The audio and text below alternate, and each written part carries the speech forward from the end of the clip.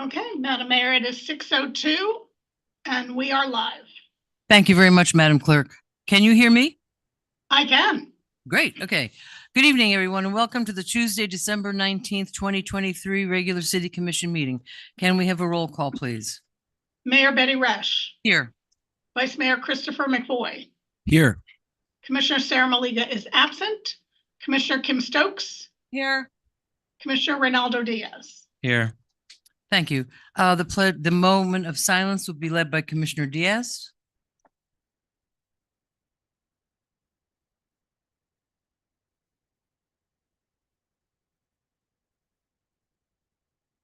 There is a number of issues going on in the world right now. It's such a struggling time for so many people, whether it's housing, whether it's, family overseas and friends and family being affected by conflicts around the world.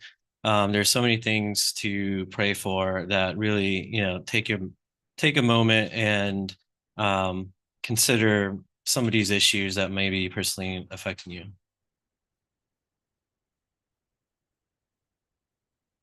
Amen.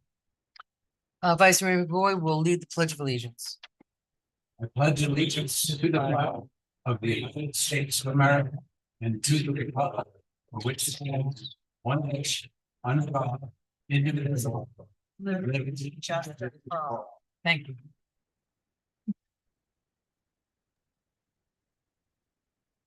You can give them right to me and save Mr. Thank you. Yeah. Okay, if you're new to the meetings, if you want to make a public comment under non-agenda items or any agenda, there's blue cards in the back for you to fill out, and you can bring them right. You can bring them right up to me and save Mr. Brown a trip. Agenda, are there any additions, deletions, or reordering? Yes, No, Madam Mayor. Oh, sorry to answer at the same time. I do have a request, and that is simply I seem to have gotten a cold, which is what the sniffles, and I'm claiming at least part of that Kleenex box for that reason. And I will slide over a little bit because I don't wish to share it with anybody. Would you like to move one over?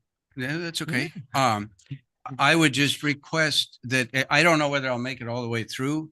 And I would request that we reorder under new business, move the approval of the city manager contract E up to A, because I think that's important. I would like to be there for that in case, hopefully I'll make it through all the way, but I'm not betting on it. But still under new business. Yeah, that's fine. All right. Any objection to that? It's fine. Okay, so Thank you for your indulgence. You're welcome. Motion to make that adjustment. Do I have a motion to make that adjustment? That's from Mr. McVoy. Do I have a second? Second. All in favor? Aye. Aye. Thank you. Thank you. Okay. So other than that, are there any additions, deletions, or reordering? Thank you. Okay, no. We have two presentations tonight. First presentation is from our own school board member, Erica Whitfield, who is here today to present the state of education. We'll be here for a while. Thank you and greetings. Hi, good evening, everyone. Mayor, commissioners, thank you all for having me here. I am Erica Whitfield. I'm your school board member for 9 years now, so you've seen me here many, many times. I try to come every year just to really keep the lines of communication open between the school board and our commission. And as you all know, I live in your neighborhood, so I am very, very happy to be here. And I always care so much about Lake Worth and want to make sure that we're as successful as we can be. So I love having a relationship with you all. I am going to just talk to you briefly about just a few things tonight. And obviously, I'm open for any questions at all, that even things that I don't talk about. The first thing I'm going to talk about is the recent school grades that just came out, very timely. So I'll mention that for you. A little bit about kindergarten readiness, our legislative priorities, which I brought a copy for you all. There are 2 pages, so take 2 off the top. I'm sorry I didn't have a chance to staple and or couldn't do the front and back on my own home printer. So I will have that for you. So you can look through those and follow along. And if you have, again, any questions, please feel free. So first things first, let's talk about the school grades. So we just recently got our school grades in, you will see that the Palm Beach County School District unfortunately went from an A rating to a B rating. And so I come to you to let you know what happened, because we take that very seriously. It's definitely something that we don't enjoy having to tell people. But one of the things that happened this past year, which has impacted our school grades as well, is we have a new test. So every few years, the state of Florida gives us a new test. All the teachers and staff and students have to get used to the new test. We have to figure out how to teach for that test. So this past year, we were a 63% as a school district of passing grade. We actually went up on the new test to 66%. So that's a wonderful thing. But unfortunately, the passing rate went from 62% to get an A to now it's 68%. So we missed it by 2 points, even though we went up 3. Did everybody follow that math? So it's really unfortunate that happened. So we are a B district. I do believe this is going to get better next year. Our school grades, just so you know, I have all of them with me here today. Our Lake Worth High School remains a C. Lake Worth Middle School actually went from a D to a C. So thank goodness, that is a wonderful thing. North grade K8, actually, they didn't give me the other two. North grade K8 is stayed an A. So we're very proud of that school. A lot of it has to do with the existence of the middle school as a part of that school. The 6 through 8 part really does a lot for the grade of the school. And Highland Elementary remained a D, unfortunately. South Grade and Barton, for some reason, are not in here, but it's because they're not officially my schools, even though I adopt them. But they did not do excellent, unfortunately, either. But one of the things that happens with school grades is that we, especially in areas with more struggling communities, take advantage of what's called learning gains. And so we get extra points when we move a child from a low score to a higher score, no matter how much that movement is. It actually does impact it. Whereas if you're in a community where children are just high and stay high, those don't actually apply. So with this test, we've never done the test before, so we can't gain on anything. So last year was our baseline year. So this year, none of the scores count officially, but we all know what they are. So they impact, the community just the same. So the state doesn't count them, but they told us what they were. So now we know, and I have to tell you.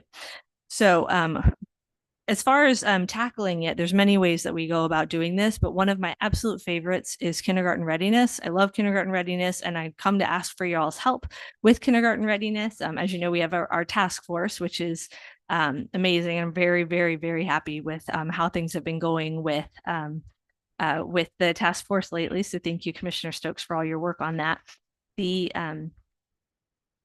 The biggest issue that we have with kindergarten readiness is that children aren't getting necessarily a quality preschool education. They may be home with mom or dad or grandma, and they're not having an opportunity to be in an education rich environment, or they're at a, just in like a care of somebody. And so what we really want is that they participate in some kind of a quality pre-K program. So that's VPK starts in 4th grade, but I like 4 years old. I like 3 years old to start preschool. I actually started my daughter at 2.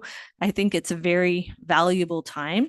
And we have the Early Learning Coalition that is very, very successful in our community. They are located in Boynton, but they have many offices. And if you're looking for quality pre-K for your child, you can just go ahead and call. They have a hotline number located on their website, and they independently go out and look at all of the schools, private, public, doesn't matter. And they give them ratings so you can know if you are sending your child to a place with quality education. And quality is actually something that's measured. So it's not just me saying I like this school, it's actually a measured standard. So I would recommend that everyone participate in that. So we as a school district do administer some of the programs, but most of them are private throughout the county. And we are very happy that we are now doing a better job partnering with our private programs throughout the community, and that includes the ones here in Lake Worth Beach. So we are partnering through our principals, through our kindergarten teachers, trying to make sure that we are connecting with them so that they know in the preschool setting what it is the kindergartners need to know when they come through the door. So a lot of that is letters and numbers, sounding out knowing how an A sounds like things like that. So all of the preschool skills that they need to know. And we actually do test children right when they first come in the door. It's called the Flickers test. It's a kindergarten readiness assessment. And so we've assessed kids for many years. It's usually about within the first 2 weeks of school. They come in, they get the test, we see how they're doing. And we know that in some of our communities in Lake Worth, they're scoring very, very low. They're not getting that kind of a real like step up before they get into the school system. And so we think that that's really important. So the way that we tackled that this year was connecting better with our preschools, but also we handed out kindergarten readiness kits at all of our elementary schools. And we did a better job around marketing. So we are now marketing, and it's going to happen again in April. So this is where I came to ask for your help. We are going to put out the word to our communities, and we'd love you to put the word out through your social media as well, that kindergarten roundup, which is now called Kindergarten Kickstart. We changed the name. That is going to happen district wide within 1 week in April. And I'm not sure what that is yet, but it is in April. And when we do that, we're going to put the word out to have everybody come. And if you have a kindergartner, please come and sign your child up. There's a couple of benefits of signing up early. One, you get a kindergarten readiness kit. We bought them for the entire school district, all of the students. They come with letters and numbers. I actually managed to get my hands on a couple. So I got to play with my daughter, who's 3 and 100% not ready for kindergarten after I did the kit. But you get letters and numbers and a little thing that you can string, and they have little activities to show you. And it really inspired me. And I went out and got more preschool books because I was like, well, I really realize where she's lacking now and where I can help her. And that's really, I think the goal is to engage parents more in the educational process. The other thing that we did is we created videos online that you can go and see, and a parent can see they're in Spanish, English, and Creole. And they are with amazing teachers teaching just basic preschool lessons that you can learn. With the parent can really take that on, watch them with their student, and actually do the lessons with them. And they can be one of the first teachers for their children, so they can get them ready for kindergarten. So all of that. And at the beginning of this year, we did the kindergarten readiness test. And as a district, we went up 3 points. So we were very excited. A huge win for us. So I think that now that we see the success, we're going to keep going, and we're going to make sure that we keep doing this and even more. And I hope for the help from the city for that. Okay, so the next thing I want to talk about really briefly is our legislative priorities. I have a very long list there. I promise I will not go through all of them. I just want to hit the major highlights of them. The first thing is we always ask for more money. So we ask for the state to fund us on a lot of our mandates that we do get. Following Stoneman Douglas, we have a lot more security mandates. We have a lot more mental health mandates. I love them all. I think it's a really good thing that we are doing these, focus on our community to make sure that we're keeping our kids safe, because I do send my kids to our schools and I want them to be safe. I want your kids to be safe. I think everyone should. So we're doing everything we can around safety. Some of the new things that we added this year are metal detectors in all our high schools. So we started with 4 and now it's expanding to all of the high schools. The metal detectors are not like TSA. It's not like going to the airport. It's more like going to Kohl's. You walk through and it's just kind of like those little things on either side of you, and you can get through pretty quickly. I was very dubious when they first came in. I thought that they were going to slow everybody down, but we've managed to keep it going pretty quickly, and it is serving as a deterrent. I would not say it's the end all to be all in safety, but it's something. And so we are doing that, and it's making people really happy to have them, but it is an expense. So we're asking for the state to help us with funding on that, funding for all the other Marjorie Stoneman Douglas mandates that we have, like a police officer in every school. We're the second largest police department in Palm Beach County after the sheriff. And so it's a really big district and a really big system that we have. And a lot of that funding for that and our mental health services, which we know became a real priority after Stoneman Douglas, comes from the referendum that you all have been so gracious to give us. So we thank you so much for that. Again, for refunding it, it means that we can fill those positions, that we can fill all of these mandates and really make sure that our kids are safe and taken care of, and that we're dealing with mental health issues as they come up. So you'll see all of those in the legislative priorities, really focusing on how we can get additional funding.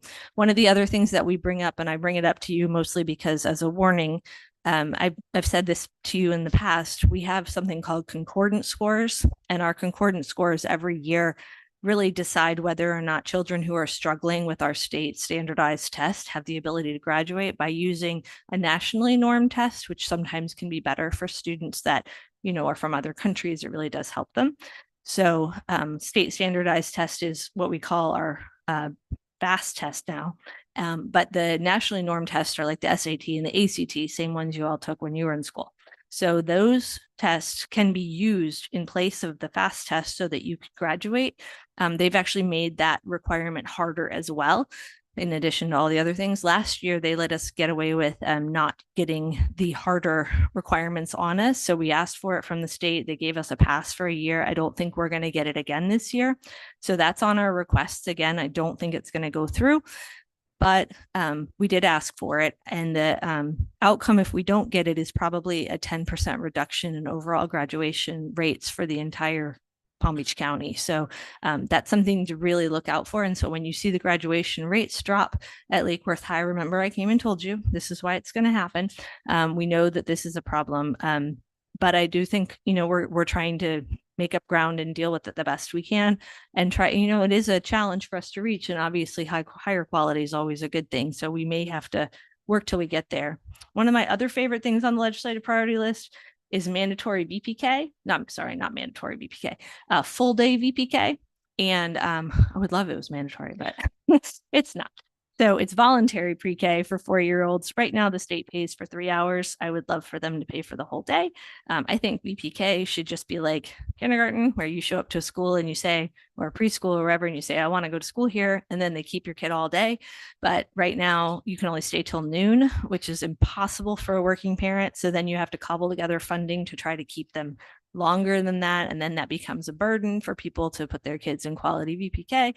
And again, we went back to kids are not ready for kindergarten. And there was actually a really cool thing where the Chamber of Commerce at the state of Florida came down and said that we're losing tons of money because families are not having safe and secure and quality pre-K. And so I think the state might be this close to pushing this. So it's a huge priority for me. I'm going to go to Tallahassee in a few weeks and I'll be arguing for that because I think it's crucial. And I'm really asking everyone, as you're talking to your representatives, this is something that I think is a bipartisan issue that we could really make change on. So if you want any more information about that, let me know. And I do want to say very quickly, a huge thank you to Commissioner Stokes and Vice Mayor McBoy, because we just had 2 amazing planting days where we were able to use funds from the city of Lake Worth through both of the commissioner and the vice mayor to beautify Highland Elementary. And we are going to be beautifying Lake Worth Middle tomorrow morning. The awesome partner that we have in Amelia Smarty Plants is actually just going to go plant them. So we don't have to do another planting day, which is nice. So that'll be done in the morning tomorrow by Paul and his team there. But we are going to be doing also another program at North Grade Elementary. So we thank you so much for doing that. I'm a huge fan of landscaping and plants, and I think it means a lot to the students to see their schools cared for. And so having the city do this is wonderful. I've been fighting for it in our budget forever, and it's just so far down the list of things that we need to do. Potentially in our next round of referendum funding, we may ask for that from the community, but it's not something that we can tackle. And so having that, I think, is wonderful. So we've gotten some irrigation fixed on the front, and that's working really well.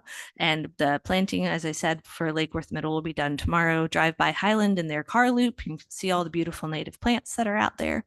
And we'll be doing North Grade in January. So I will stop there. And just take any questions that you all have. Thank you so much for having me again. Any questions? Mr. Oh. McBoy. Thank you. Pardon my sniffles. Of course, we're disappointed that the whole county went from an A to a B. We understand that there's some complications with the changing of tests and maybe it'll pop up, but nevertheless, it's unfortunate. A couple questions. As one might imagine, I follow education a fair amount, not quite as detailed as you do, or as Commissioner Stokes, but I try. And one of the concerns that I've read a lot of is teachers being very frustrated in Florida and leaving. Do you in your dealings with the board hear anything about that one way or the other? Yes, 100%. Okay. It's very difficult to keep teachers, to get teachers. We actually gave the biggest raise in the state of Florida this past year at 7% to our teachers. 10% if you add in the bonuses that we gave. Still never enough. Palm Beach County is remarkably hard to live in, as anybody that's listening to me knows. It's difficult to grocery shop. It's difficult to pay rent. It's especially difficult to recruit people to move here because they don't have the added benefit of having been here and maybe own a home that they've had for many years, especially on the east side, can be very, very difficult.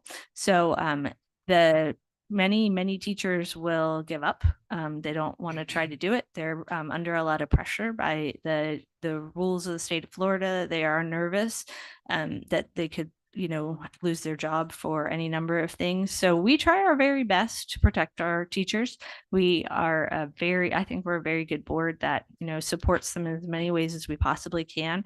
That doesn't mean there aren't mistakes being made and we're not under a microscope, because we 100% are, but we can protect our teachers to some extent. So we try our very best to do it. And so I really want to make sure that we're supporting them as much as possible, but it is difficult to live here and it's difficult to pay them enough to be able to make it. So we do give for teachers who've been here or have 10 years of experience or more, they get an extra $10,000 in a check because of the referendum. That makes the difference between somebody staying and somebody going many times. Teachers are generally just amazing people that want to help their community, but we just have to get them to that place where they can actually afford to have that job. And it can be very difficult. So I Sort totally of understand. follow up from that, would you say that in addition to the financial difficulties with the pay scale and the very high cost of housing here, especially as you pointed out, if they don't already own, if they bought 10, 20 years ago, they're probably not in too bad shape, but if they're buying recently, not. But separate from that, would you say in your exposure and experience that morale, particularly with all of the legislation that was passed in this spring and to some extent previous ones, has that been a contributing force? Yes, definitely. I mean, it's a real issue. We have a really good superintendent, amazing staff. I think things have been really positive here in Palm Beach County, but I do hear about the impact all over the state. One of the other things I didn't really mention was the vouchers. There's a lot of fear around when the vouchers came through last year. Basically, what the vouchers were is a way that you could take the funding that goes to public education and or charter education, and you could take it to a private school. And so we were worried that so many teachers would leave to follow it to private schools. So many students would leave to go to the private schools.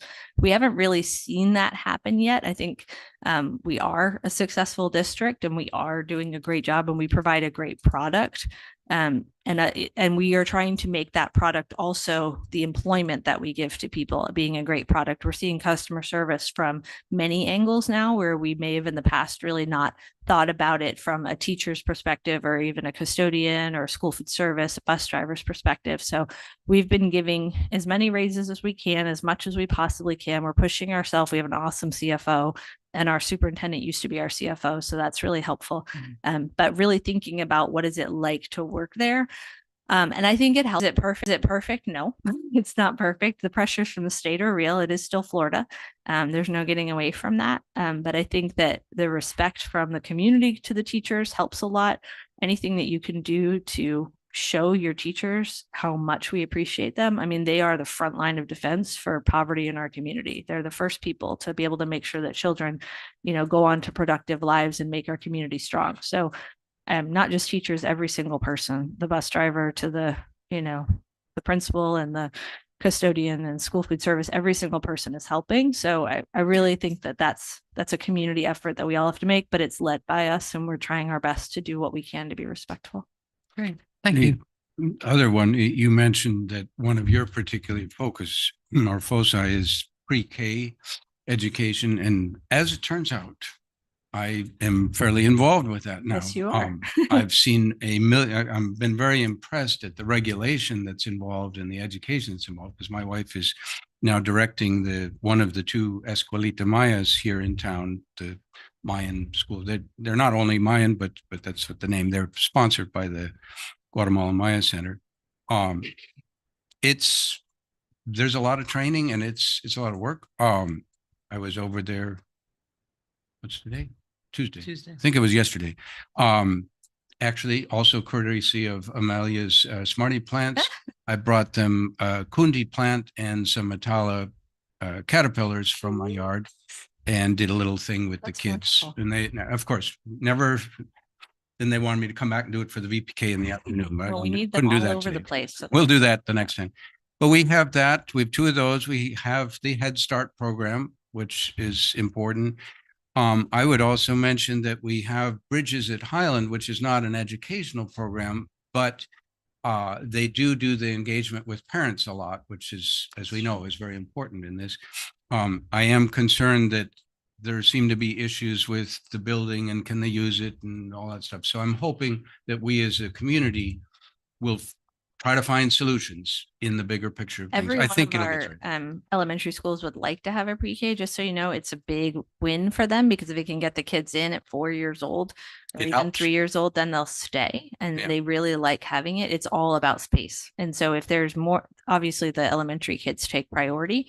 And so if we run out of space, like North grade can't fit one, we've tried. I would Right. love to put one there. I can't get it in because they just, Right. they have the middle school. So they've taken every available room for that. But if we have extra buildings, that's what I would put it towards if I had my option and that they would let me have some say in that. So Thank you for what you're doing. thanks. Mr. Diaz? I'm just curious, I believe it's next round that science is going to be tested for elementary, right? Are we expecting, because it's been years since they've The had. science scores actually for this past year. No, we do test. Oh, okay. Do that. I mean, the general theme around testing is, and science has been a struggle because when a principal has to make a decision between a reading teacher and a science teacher, science isn't tested till 5th grade, but reading's tested in 3rd. And so when they're deciding that, they go, well, what's the best use of our resources? And then they throw a bunch of science at them in 5th grade. I hate it. It drives me nuts. So we are doing a little bit more effort around science, which I think is good. But generally, the theme behind the last few years was COVID was horrible. Everyone struggled. They weren't in school. And then when they got back, scores started going up. And then we got a new test and everything went down. So it's like a little bit of a this. So I think what you're going to see this next year is things are going up. Plus, we actually added in mandated field trips, which I just love. It's one of the things the superintendent's doing that I think is great. So at certain grades, you go to required field trips. So there is now a science field trip that's included. They don't have to go to the same place, but they have to take the kids in that grade to those places. It's a huge financial commitment, but we believe it's a big part of equity for the community and for the students to see it. They're also all going to, the Kravis to see a play. I mean, there's a lot of really great things that they're getting to do as a part of that. But I think we are going to get that shift back over to science. I fight for it constantly. I think it's so important. And I also think, we talk about, I love gardens, and I think that's a really important way that we can incorporate it back in. So I think now that we're back from COVID fully, people are starting to get comfortable doing things that are outside and a little bit more effort than they were before. That's really good to hear because I had that conversation with Dr. Arce fairly recently, and there's concern. There's going to be some baseline numbers, if you will, on science, but hopefully it'll get better and hopefully it won't impact the overall score or grade. I'll give you the data so you can see it. And I can point out to you when I was there the other day, the kids were going to go see, I think, A Christmas Carol, and people don't understand the coordination required for field trips is a big deal. It's an operation because if you can't do it for one class, you have to do them for all. And it's really impressive that it gets pulled up when it gets pulled off. So it's really happy to hear that that's going to be a priority because it's so important to get them. Yeah, it is. It's huge. It's been an amazing thing. Our superintendent has really put some emphasis on things that I really love. And this is one of them. It's just really nice to see us kind of doing more holistic education. Thank you. Ms. Stokes? I just had a quick question. One thing about, the field trips though, is it's great that we have a playhouse here too, that I know pre-COVID, we were able to walk from North grade down to the playhouse because I know transportation can be a huge barrier for those. So we're lucky for that. One thing I was curious about, and I know it's probably such a hassle to think about asking for a different test when we're trying to get used to this test now. But one of the biggest complaints I've heard from teachers, parents, students is just the amount of testing. Like we were supposed to be going to that progress Sorry. monitoring. I laugh. Well, Yeah. is there any advocacy? We were supposed to have fewer testing days, like shorter, smaller progress monitoring tests throughout the year, but I'm hearing it's the same amount of tests. It's more. Coordination and time Mhm. as the big end of the year test, except we do it, what, 3 More times often, a year yeah. or more often. So when is the learning So, taking place? I'll say two things. One that I thought was a very interesting perspective on legislative changes right now. No one's changed in the legislature from last year to this Right. year. So you can't expect them to change what they did. Right. And that has been an accepting moment for me. But I do agree with what you were saying. I laugh because we were really excited about the idea of less testing because I do think kids are over tested. They're exhausted. My daughter's, I think, basically on the edge of a meltdown all week because of midterms. It's very, very difficult, like to have kids, especially little kids, going through that.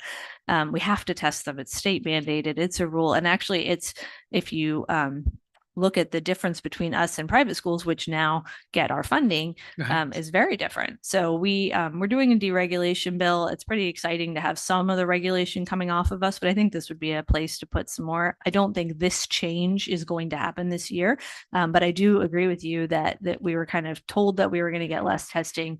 And now they are doing just as much, if not more, with the progress monitoring. So what we do is 3 times a year, we check the kids. So we test them, we test them, we test them. And every time we test them, we see where they are and how much they need to learn. And then they supposedly focus all their testing on what they're missing. And then that way, at the end of the year, when the tests really count, we know where they've been. But the progress monitoring is now more emphasis on testing 3 times a year. So it was 1 time of the year before, and now it's 3. So do you're you right. think that'll be something that the school district advocates for and asks the community advocate for maybe next year? I mean, we or- can do it now. It's just not going to work. So I'm trying to focus on wins. Yeah. And so I think this isn't going to be a win. I think VPK is a win. I think the deregulation bill is a win. I think we got to look for bipartisan options. And I think there are things out there that this legislature would like to do that we can get on board with and support. Just being realistic about it. I don't see a huge change when it comes to testing, unfortunately. Do you have something else? Yeah, this is a little off the edge of straight Keeps you guys all education. day. Well, we have an agenda actually to But continue. Sorry. I think it's the same way that parental engagement is very important. Health for the kids is important. I was alarmed to see today that the federal government is very alarmed that almost 400,000 Florida kids lost either Medicaid or the Wow. CHIP Wow. insurance because of policies in Florida. Mhm. And I can't imagine that particularly helps the kids' chance of success any either. Well, Is in Palm that Beach County, something? we do have healthcare district insurance. I served on that board for a while. And so I would encourage you to spread that word and make sure people know about it, that they can get care through that as well. And so that's actually funded by the Palm Beach County. We've really, we as a community decided to do what we called indigent care many years ago. And so that is a fund that exists. And so there is healthcare available for our families here in Palm Beach County that is very helpful. It's not perfect either. But I do think it's a benefit, and yes, it's unfortunate. Thank you. Thank you. I was surprised on the finance not to see that one of the priorities was sovereign immunity limits, which when we had our Florida League of Cities meetings, that's one of our top ones, and I don't see So it here. I think it didn't go through. Did it? It didn't go through last year, but they're bringing it They're back. bringing it back. They came back this year with the first shot is 400,000 rather than the 2.5 That million. would be tragic. We get Yeah. sued a lot. Yeah, and I'm just surprised. Yeah. We were told that the school boards were behind that as well. So So hopefully we they'll slip it just in. added it to ours. We have a greater consortium of school boards that I also sit on. Right. Maybe on that one, Yep. that is a much more detailed list. This was just priorities of Palm Beach County that made it to the top of the list. And usually, there's a lot of personal priorities of school board members. So maybe we didn't talk about it. But I will say, just since you brought it up, there is only one pot of money for schools in Palm Beach County. When people sue us, it comes out of the same pot that goes to pay teachers, that goes to build. Same schools, as the all city. One pot. What that is, folks, is that we have a limit of 200, is it 2 or 250? 250. 250 per incident if someone sues the city, if the damages are more than that, they have to go up to Tallahassee for a bill. Last year, the legislature proposed that go from 250,000 to $2.5 million each incident, which would bankrupt us. I mean, I get letters quite often, notices that I have to give to the city attorney of notices to sue. But we've heard that the first shot that they're coming out with, and the Florida League of Cities has taken actually rather harsh, we will not agree to a raise kind of attitude. So we're going to see how that goes. But the other thing, on a brighter note, I want to thank you and the rest of the school board, because we came dangerously close this year to losing our community high school sense of community. And we fought very hard, and there were meetings to go to and lots of words exchanged. And Ms. Whitfield and the school board allowed our Lake Worth Community High School to remain. They were going to take over a big chunk of our kids and send them down to Boynton Beach High School. So from a lot of neighbor support and school support, that didn't happen. And kudos to you guys. That was a really big win for our kids. Thank you. It's very important. Thanks for coming. Thank Thanks for you your so time. much. And thank you for all that you do. Thank you. And if you all are interested, thank you. If y'all are interested in the principal's coming again to Yep. speak to you, let me know and we will get them scheduled. Okay? Great. Thank you so much. Okay. All righty. Moving right along now, we have another presentation, and this is, here we come. Hi. This is a presentation from Jason Bagley, who's the partner and vice president of strategic growth for Circuit on Demand shared electric shuttles. So 10 minutes. Thank you. So much. Good evening, Mayor, Vice Mayor, Commissioners. Jason Bagley with Circuit. Is this the remote here to the right? There you go. Okay. So Circuit, we provide on-demand shared electric shuttle services across South Florida and throughout the U.S. You hopefully have seen us in some of our markets. The photo here is our program in the city of West Palm Beach. We also have large programs in Fort Lauderdale, Hollywood, Pompano Beach, and many others. So with Circuit, our goal is to reduce the dependence on personal vehicles, eliminate some of those single occupancy vehicles that are clogging up the streets and oversubscribing to parking capacity. We know that about 35% of all trips in the US are under 2 miles. And that's really the area that we focus on. That is traditionally overlooked by most mobility options. A lot of times you hear about the last mile. That really is that connectivity to mass transit. So Tri-Rail, PalmTran, that's another, one of our big focuses is connecting people to those longer routes. And we are a full turnkey operator. We always look to hire local residents in the communities that we serve, W-2 employees, driver ambassadors, full management and corporate support. We're based here in South Florida, corporate offices in Fort Lauderdale. We provide everything from vehicles, maintenance, insurance, our technology. We have our own ride on-demand app, operations, and robust reporting that we share with our agency partners monthly to review. We have a partnership manager that really digs in, gets involved in community and events and engages with all the residents and visitors. We provide the parking and charging infrastructure, options for fare and advertising selection to kind of offset some of the costs. Bless you. Thank you. And then insurance permits Just- and grant writers on staff that can help identify opportunities to cut down some of that cost. And the riders love it. We've been in business for over 12 years. We started again here in South Florida. We're the longest running provider of services like this. We have a huge engagement with the riders, whether they be visitors or locals. There's strong reviews. We have rider and driver reviews for every trip. We're typically right about that 4.95 out of 5 stars. And again, we partner with cities, CRAs, and properties. So we have a large program with Brightline and layer on contracts. So in West Palm Beach, we have the city of West Palm Beach, the DDA, Brightline, some hotels, some residential buildings, all funding one large system that everybody gets the benefit of, and a lot of efficiencies within that. As I mentioned, optional revenue share program. So some of our markets do have small fares for the riders. And we have some features now that we can do free in some zones and small fees to go, say, to the beach. If you wanted to go from the downtown core to the beach, it could be a $2 trip, but everything else could be free, but all fully customizable. We also work with local businesses and national brands to wrap the vehicles, which is also another cost reduction. We just had Dunkin' wrap vehicles in West Palm Beach and some markets outside of Florida at a really good rate to help those partnerships. And as mentioned, our app, the back end is doing some significant data reporting and data collection, so we can make some good decisions based on how we're using the service and where we move it to. So we generate activity on real-time dashboards and heat mapping. Flexibility is kind of the centerpiece of everything that we do. So again, we can do free or paid rides and different by zone. We can do completely on-demand trips anywhere within a geofence or fixed stops. We can adjust the service area. This example here was for the city of Hollywood. We analyzed the data for a few months and then updated and trimmed some of the barrier island portions that you see there to the top right. And then adjustable service hours. We can turn things on and off for a weekend event or for any kind of special engagement that you'd like. We do have a zones feature, again, as I touched on, that can be to prioritize what vehicles are doing function-wise and fare-wise.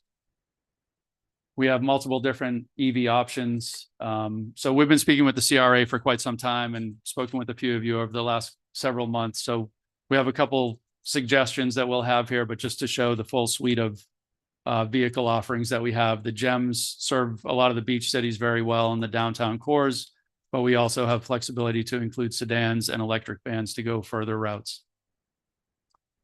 And some press that we've gotten around the country. I'll keep this as brief as I can. I know you have a full agenda here. Our national operations, just to highlight all the markets that we serve. And then getting into what we were looking at with Lake Worth Beach. We do have a couple different scenarios and options that we've spoken with the CRA about. This is just a mock-up that our team did to show potential branding. Again, we can keep city branding on there, CRA branding, or we can allow that to be sold for local or national businesses, at which point there's a revenue share to reduce the cost of the service. So this was one option that we looked at, which was a fixed route using at one of the EV vans that would connect Tri-Rail all the way to the beach through your downtown core. And then the other option was a bit of a mix, doing that with one vehicle, and then the highlighted area would be fully on demand anywhere to or from there. So again, the intention is to connect people to grocery stores, doctor's office, pharmacy, also the business district, also to the beach. So just to provide an easy way to get around. And then we touched on some examples of cost. I know there needs to be some discussion here on what the right vehicle mix would be, but I think that last one we looked at with the mix of on-demand and some fixed route would be a good consideration as a phase one starting point. And then just to highlight again, the big impact that this has on environment, the community, access and mobility. And I'll let you dig into this later if you'd like to, but just a couple of case studies of what we've done in some of our larger programs with San Diego, Hollywood, New Rochelle, New York. As a quick reference, city of West Palm Beach, we're doing about 20,000 riders a month. City of Hollywood, we're doing about 15,000 riders a month. And then a smaller city like Pompano, we're doing about 10,000 riders a month. Some awards and recognitions that we've received. And happy to answer any questions. Thank you very much. This is an exciting prospect. My understanding is that you've been to the CRA and the CRA has approved, I believe it's $100,000 of their I think funds. so, yeah. Okay. I know they were looking Yeah. for some So city well, I direction. think what we need to look at as a commission is what is our next step? If you're looking for us for $100,000, we have to identify, Yep. Do we want to have a pilot program, maybe out of ARPA funds or something for that expense? But that is quite an expense for the city to take on every year. I mean, Sure, I'll yep. be honest with you. Of course. In terms of I mean, it's a great idea. It's a wonderful, wonderful thing, and I'd love to see it happen. Is $2 generally the fare? A lot of our markets are still free. The ones that Okay. have turned on fares are typically at $2. Okay, and that Yeah. okay, great. And okay, so There are some good grant opportunities as well. There's an FDOT grant that comes out in May that covers 50% of the cost. So something that we have experience with and could assist the city or the CRA would have to Yeah. submit that application, but Right. we have gone down that road, and that's how Pompano funds half of their service. Yeah. So that's an opportunity for. Yeah, you know, I foster some think it's funding. wonderful, and I hope that we can keep moving forward. But I am concerned about the cost. We don't have a lot of exchange Understood. lying around, so Sure. that's my only concern. I hope that it works. Mr. Diaz was first. Thank you. I feel like ages ago, it had to be at least a year that I met with your partner, Mr. Esposito, to start this conversation, and I'm happy to see it come to where we're at right now. Likewise. And working with CRA especially because it's complicated. We have a unique situation here where we have two different boards, so Yeah. I think you have a pretty good example of how we work around that contract, if you will, or how we We do. work with that contract. And I think that's probably the next step because in conversations with Joan and with staff, there's kind of a goal. I don't know how you guys feel about this. I feel like it's a little bit stressful, but to have this, up and unveiled by Street Painting Festival would be amazing. Yeah. It's I think a little ambitious scheduling wise, but I think it can be done. And so I would really like to have this conversation, sooner than later so that we could potentially meet that goal with the CRA. Yeah, Um, absolutely. Then fortunately, we have the infrastructure here. We have the team, we have Mhm. vehicles. We can turn this on probably in 30 days from a signed contract. So typically we'd Mhm. say 100, but with the, everything that we have in place, I'm confident we can do Right. that. And we do have examples like Hollywood is CRA and city funded. Mhm. We're close to finalizing the same agreement with Boynton Beach, who's going to do, CRA will lead and then the city will be, I think, a third. Okay. And we have a piggyback contract that can be used from Hollywood to Right. also expedite all of that. Yeah, that would be great to have that conversation and see what we can do. In terms of the cost, you mentioned some of the funding opportunities we've talked about, like TPA also potentially has money available. And then as it takes off, the branding with the city logo and the CRA is phenomenal, but there's also plenty of ad Advertising. space on there, which isn't when we talked about the numbers, it's certainly not going to cover the cost of not, it, no. but It helps. it's It gonna helps. chip away a Yeah. little bit at a time for sure. Yeah. And I think some of the things that I know the community would love to hear, because I've gotten a number of questions on circuit and how it operates, and luckily for us, we've met with other vendors, Sure. and of all the vendors, you guys exist more in other communities, so you're a lot more visible. It's a lot easier to see what you're capable of Yeah, doing. appreciate that. And I think something that stands out. One of the top questions I often get is like, won't it get abused? Like, who's gonna be writing it? And Mhm. and one of the things that stood out from I think one of our meetings that you pointed out was like, because when I envisioned something like circuit, I'm like, okay, it'll be someone like taking tri-rail, hitting up the beach, so like a tourist, type of thing. And you're like, well, no, like a good majority are people who are just going to get groceries. Yeah, that's right.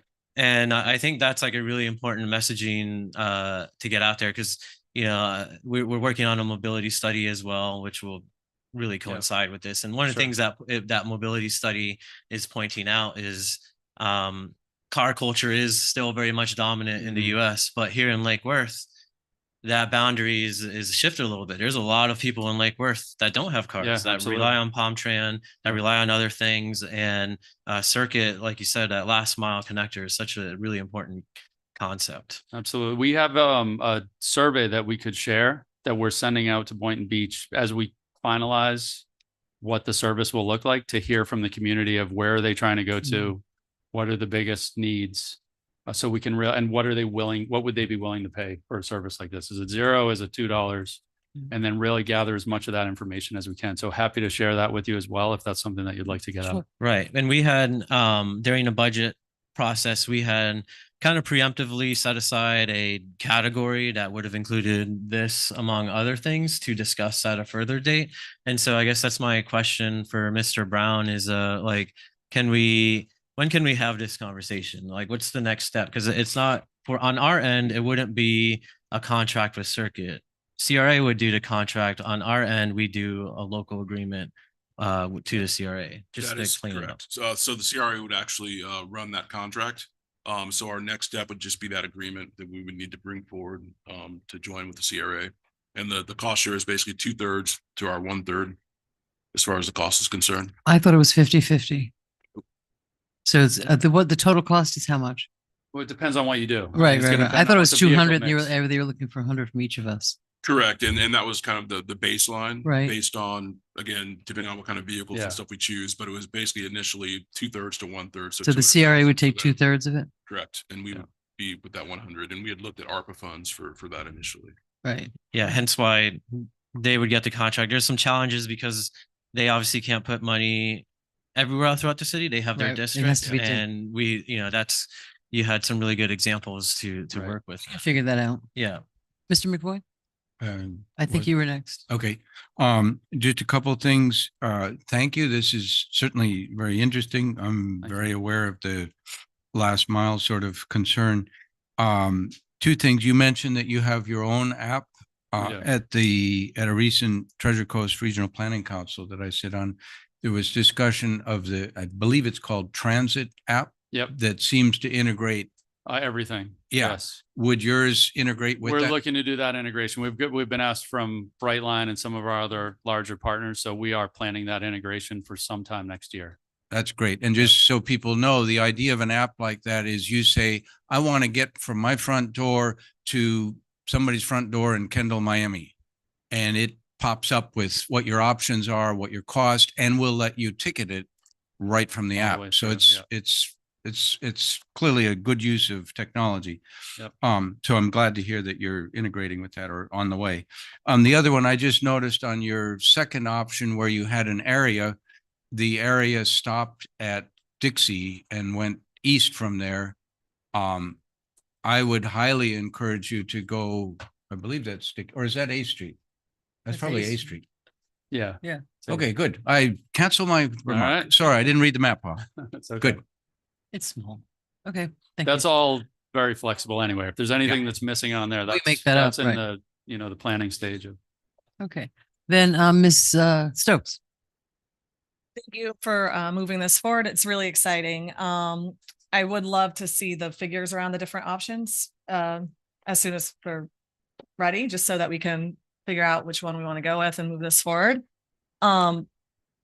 I know it might seem like an added expense, but when we had Dana Little with, I think, the Treasure Coast Regional Council Planning, talking to us about our downtown master plan, the one thing he said to us is do every single thing you can to reduce the need for a parking garage and to have to build more parking garages. Yeah, we hear it all the Like, time. do not do that until you've tried everything first. And Yep. it's absolutely necessary. So I think that this is definitely worth trying, and we'll see, like Sure. you said, the reduced demand for parking spaces. I think it'll be good for businesses because they'll be able to turn over Yep. more people rather than having the spaces being Limited parking, occupied. sure. Yeah. Yep. So I think this is really exciting for our city. Thank Great. you. Thank you. Thank you. I just have just a response to that.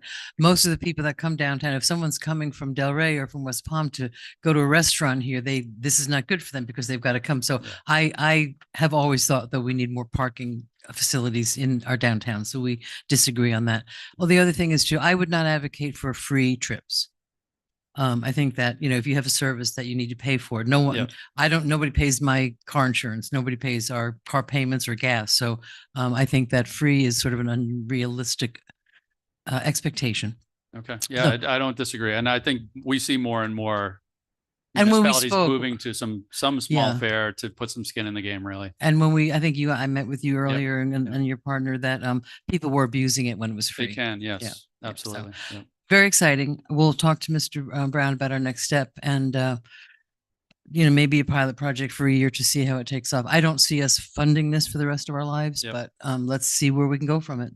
Sounds great. Okay. Thank you so much. Thank you all. Appreciate it. Do we need to give any direction to Jamie on how to proceed if we want to do this in time for street grading? Do you need any direction from us or are you good to go? I was going to address it in the he's got- one-on-ones, and I've already had conversations with Joan to know Okay. how we need to, Right. you will be seeing something in January. Great. Okay. Thank you. All right. Commission liaison reports and comments. Let's start with District 4 today. Sure. I can start with a fun one. The other night I joined Lake Worth Middle School staff party. They had like a Christmas party and it's a unique experience listening to teachers, not just Melissa, but everyone she works with there and the experiences that they're going through. Case in point, Erica's presentation, like there's just so much that our teachers are dealing with, and it's heard loud and clear. And I do often wish that there's more that we could do as a city. You know, obviously there's jurisdiction and things like that, and it's like it's something that I just feel like whenever we get an opportunity, we should prioritize it.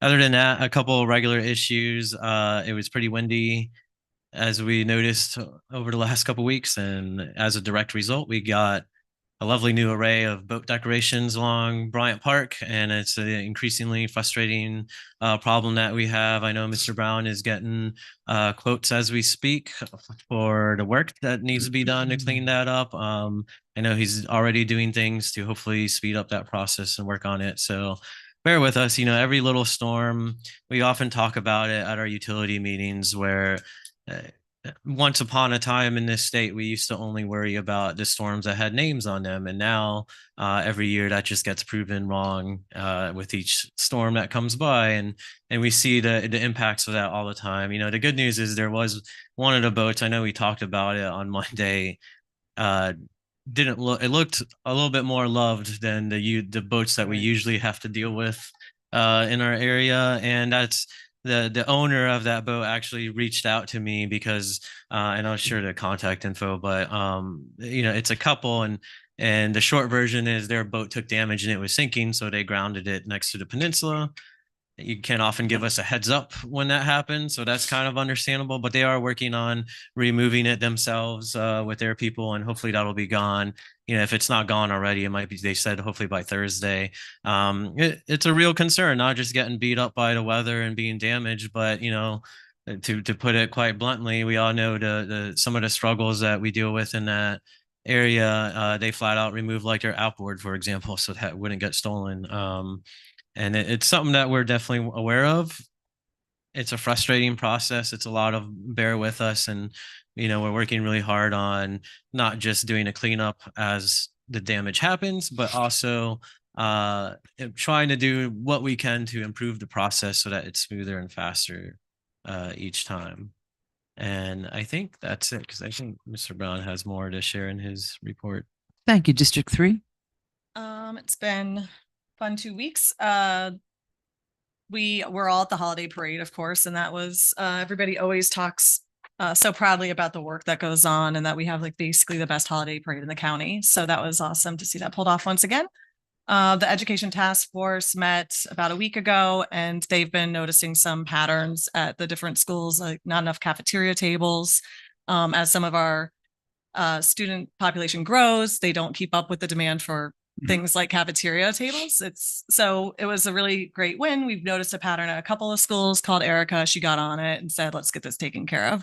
So that was nice. Like Erica Whitfield said, I was able to attend the beautification project at Lake Worth Middle School. And I really appreciate Lindy White for going to the neighborhood associations to try to get some extra money and add the extra mulch and things in the courtyard so that the students aren't looking at dirt and can be proud of where they're at. And really have been having so much fun with those. Was popped by the fire station right across the street and C shift, which they say is the best shift. So My brother's old shift. Oh, really? Yes. Okay. Is it the best? It's the best shift. Okay. They're like, when you No, come back, no offense to A and B, they saved my life, but so like when you come back and bring your kids, because they have an ice cream machine apparently. Yeah. It's soft so serve. make sure you come back for the C shift. So I don't know. I was out of town last weekend in New Orleans for a wedding, so I did miss the storm, but I hear that our electrical workers did a great job in the recovery and everything else like they always do. So I appreciate that. That's it. Okay, thank you, Mr. McCoy. Yeah, happy to help out also with the mulch distribution, and thank you to Lindy White for that at the middle school. As a soil scientist, I do have to take exception to the reference to dirt somewhat depreciatingly, but organic matter on top of it is a good thing. The mayor and I today were right here able to participate in a press conference with Lois Franco for the $23 million grant that we brought in from the Department of Energy for the electric utility, at least some of it for innovation and helping to deal with our goals of reducing our carbon footprint. So I'm glad for that. As I mentioned earlier, I had fun, wasn't a very formal activity, but I've been planning it a little while with host plant and native Kunti and native Atala butterflies. If you've never seen Atala butterflies, they are quite amazing. They're not very big, but they are sort of iridescent, kind of black to a dark blue with some red on them. They're pretty spectacular looking. The caterpillars aren't too bad either. They will eat your Kunti down to nubbins. So plant a lot, and they'll come back fine. And the kids loved it, and one hatched today, so that's good. I am really looking forward to working with our new city manager, with a city manager that has 5 strong votes of support, and I'm looking to that I think we are in very good hands to help move things forward that perhaps haven't moved as much as we'd like. I'd also like to encourage us as a commission that I don't know that we need to formally adopt it as a policy. I think it's fine informally, but I would say if any commissioner identifies a problem in the community and identifies a possible solution, which is great, and a situation that probably comes up almost daily for all of us because we care about the city. If you've got a problem and a solution that you think needs attention, I'd encourage us all, bring that to Jamie, and Jamie can sort of see, on his own, hey, does that seem like something that we can just move forward? If it's, hey, we should buy more yellow pencils instead of purple pencils, Jamie can handle that. If it's a little bit bigger decision that affects more people, affects the community, he could either bring it individually in our one-on-ones to the commission, see if there's majority, hey, that seems like a great solution and the problem seems real, let's move forward to it. Or if it needs to, bring it to the whole commission as either a discussion or an item or something. And that way, there's a mechanism for any of us to identify problems, identify solutions, but make sure that we're all on board to bring them forward.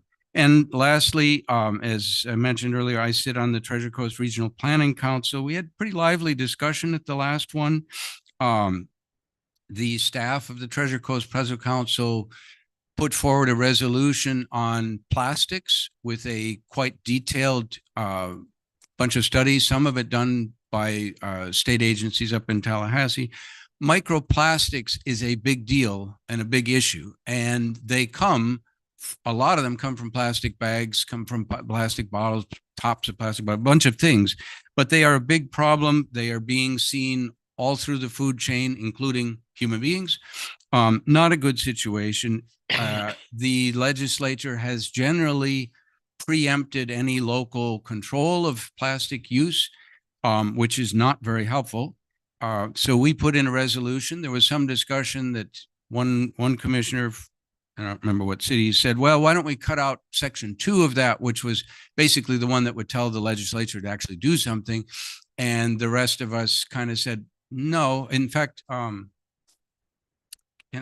think of it. He has a name, Bornique, longtime resident of not South Florida, but further up the state, gave a very much of a, he's from the citrus world, I think, but he's also a water person, does a lot of surfing and boating and things. And he gave an impassioned one. Let's not let this slide. Let's give the legislature a strong message that as a planning council, we think this is something you guys really need to do something about.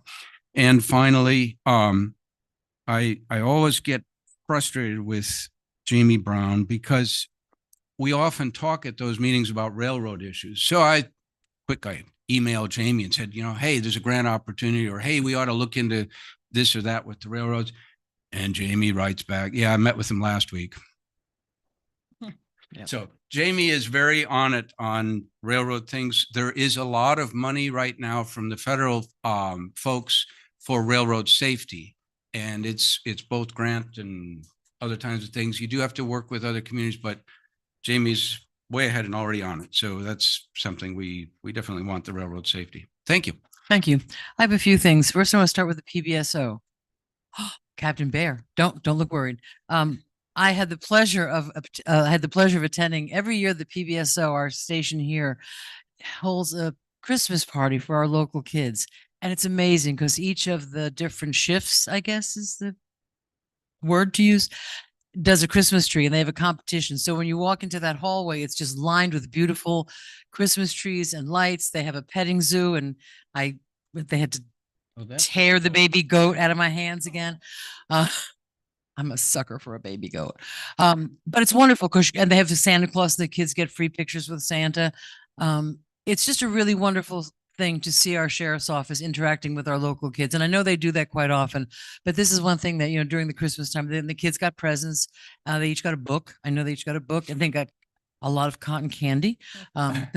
There's a giant pile of cotton candy packages, but it was really wonderful to be invited to that and to see, you know, how the kids really enjoy it from our thing.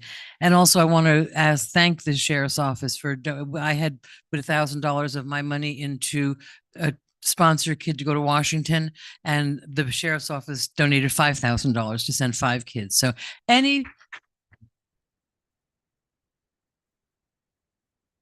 if anybody out here or anybody listening has $10 or $25 or $50, these kids need to get to Washington. And any contributions that you can possibly give. I know everything's tight and it's Christmas, but to let these kids have the opportunity to go and see. I think every child should have the birthright trip to Washington, D.C. to see it, because it really makes you understand what this country is about. It's not just about my neighborhood. It's about this bigger thing.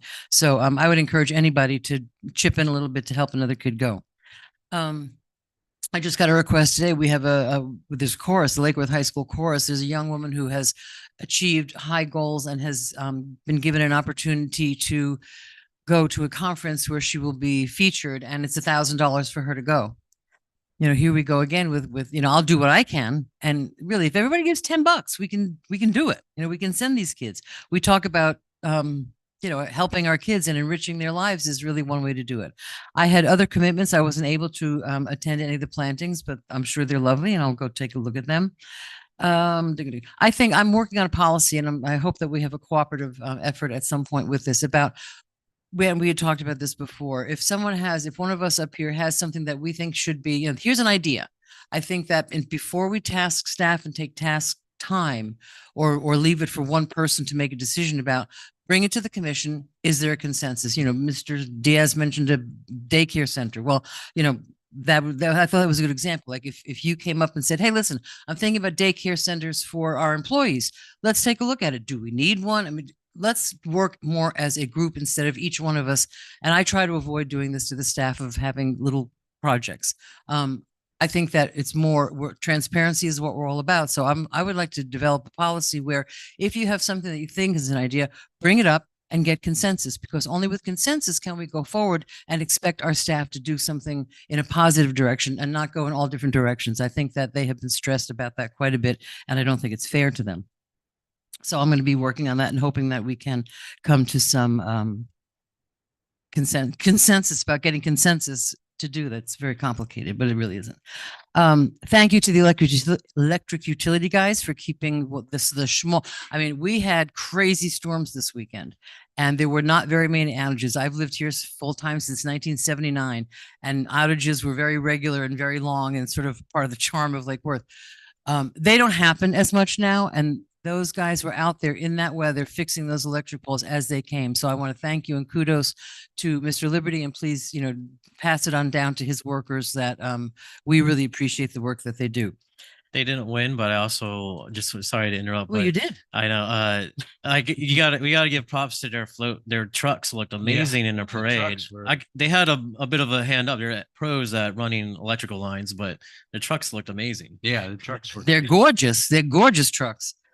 One thing I've heard this before and I thought about it myself. It's completely random, but electric leaf blowers. I would never say to someone, you must rake leaves. That's a terrible job and it kills your shoulders, as a person with a replaced shoulder can attest to.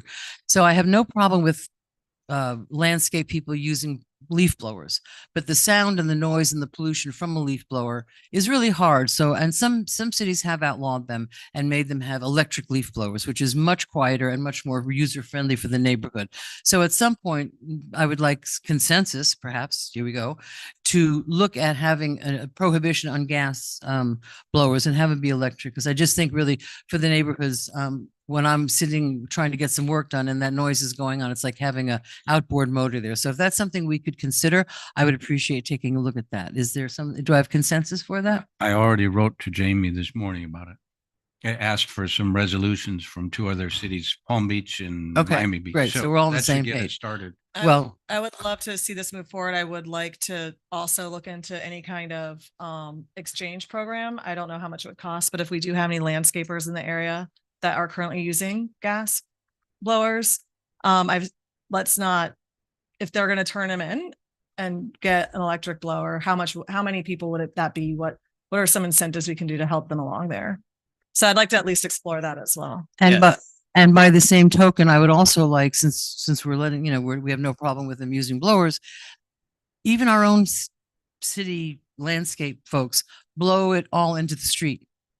So I would like to see an ordinance or whatever that you don't do that. You blow it into a bag and you take it away with you, because I have giant trees in front of my house, and so I'm sort of a bad contributor to storm drain blockage. I go out there with my stick all the time and grab it up and throw it away. But that really contributes to the stuff going into the intercoastal. And so if we could also think about that as well, to not just blow it into the street, but to contain it and take it to a proper place. Would we have consensus on that? Oh yeah, that last one is so critical. That absolutely. I'll point out also that we should hold to the same degree, we should hold all of our own contractors. Oh, yeah, that's what I just said. Yeah. But not just blowing stuff out in the street, but if we're gonna prohibit gas leaf blowers, some of the more pronounced users of those are contractors. Right. No, I'm so it's got to be all across the board. yeah, which will of course translate to maybe a little bit more expense on our end, but Well, that's I think it would fine. be worth it. Yeah. We'll find out how much that would be. If it's crazy, no, but I think would Mr. McVoy picking up the leaves, okay? What's that? Containing the leaves and not blowing them into the streets? I've actually thought about doing videos, because Well- what I do is It's a simple yes or no question.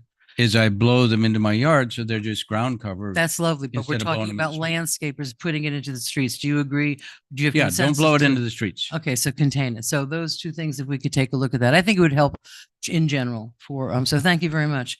Can we also look into some sort of exchange or buyback Mhm. program?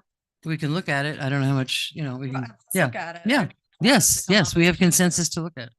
All right, so that's, let me just check my psychotic notes here.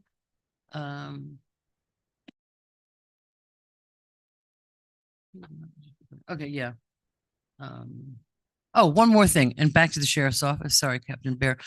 I've gotten, I live in District 4 near Bryant Park, and I do get fairly regular complaints about the people in the park and the stench in the park of urine if it hasn't rained for a while.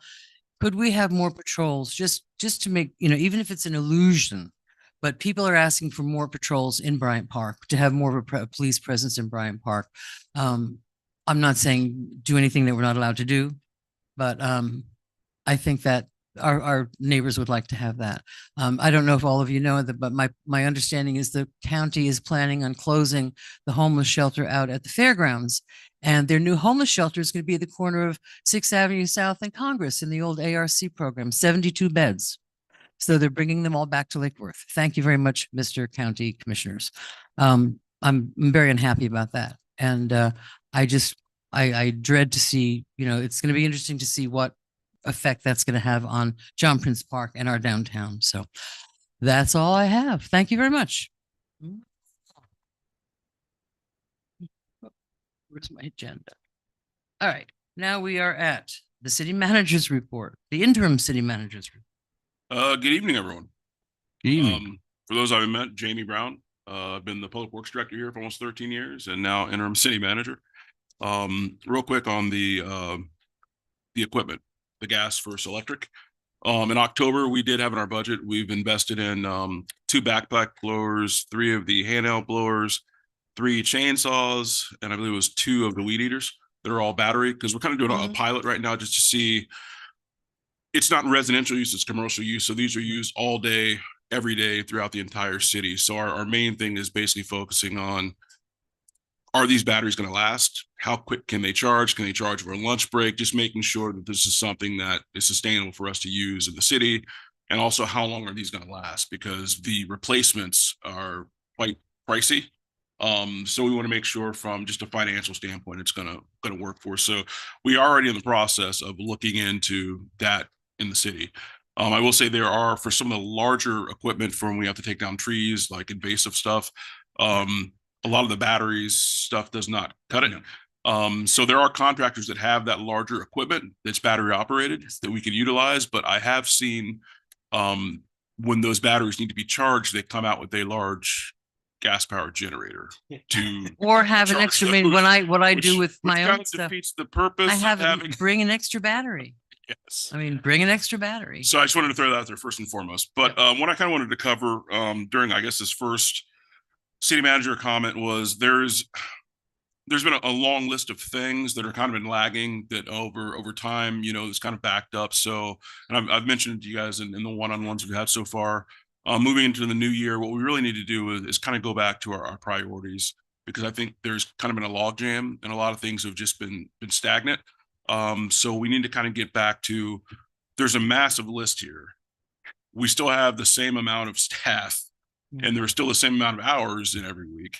So we need to start looking at what do we want to start knocking out first, and kind of how do we want to prioritize everything. But I kind of written a few things down here to kind of go over. We never had the ARPA presentation we were going to have back in November, which didn't come. ARPA, penny sales tax, CIP updates. We need to have this workshop to make sure everyone's on the same page as far as what's been allocated so far. What is the restricted? What's the unrestricted? Where are we at with penny sales tax? What are the balances? What projects are we saying that we have funded already? What are still kind of hanging out there? That's still all out there. We've still got the pool, kind of a big thing. L&M properties downtown. Luckily, Joan from the CRA is going to be here in January to give her update. Joan and I we talk all the time. We want to get scheduled hopefully a biannual meeting between the CRA board and the city commission, because again, same city, you guys should be meeting and having this discussion, and it needs to be a scheduled meeting, preferably at least twice a year. So we're all on the same page. So we're already talking about getting that scheduled and bringing that forward. Yeah, I just want to add though, I mean, I go to most as often as I can to, I mean, all of us can go to CRA meetings and listen to what they're saying. And we are able, when I go to a CRA meeting, I am able to talk and ask questions and interact with the CRA. So I would encourage sort of all of us to do that. It's not just sitting back and waiting for a meeting. Yeah. We can be proactive with that as well. Yeah. I think a participatory meeting between the two groups is very. I'm not saying we don't do that, but I'm just saying in the meantime. Also, we've had 2 RFPs ready to be released for quite a while now. We've got the casino and ballroom operation, which we kind of based off of what Palm Beach Gardens just did when they put that out. We also had the second floor broker services. And if you remember correctly, as part of the budget, we had talked about getting city staff out of that north property on the second floor. We've got the lifeguards currently operating out of there, as well as property maintenance staff. We had identified 2 different locations on the property to actually move them out so we can actually get this thing leased out. It needs to be, we need revenue for the beach fund. Yeah.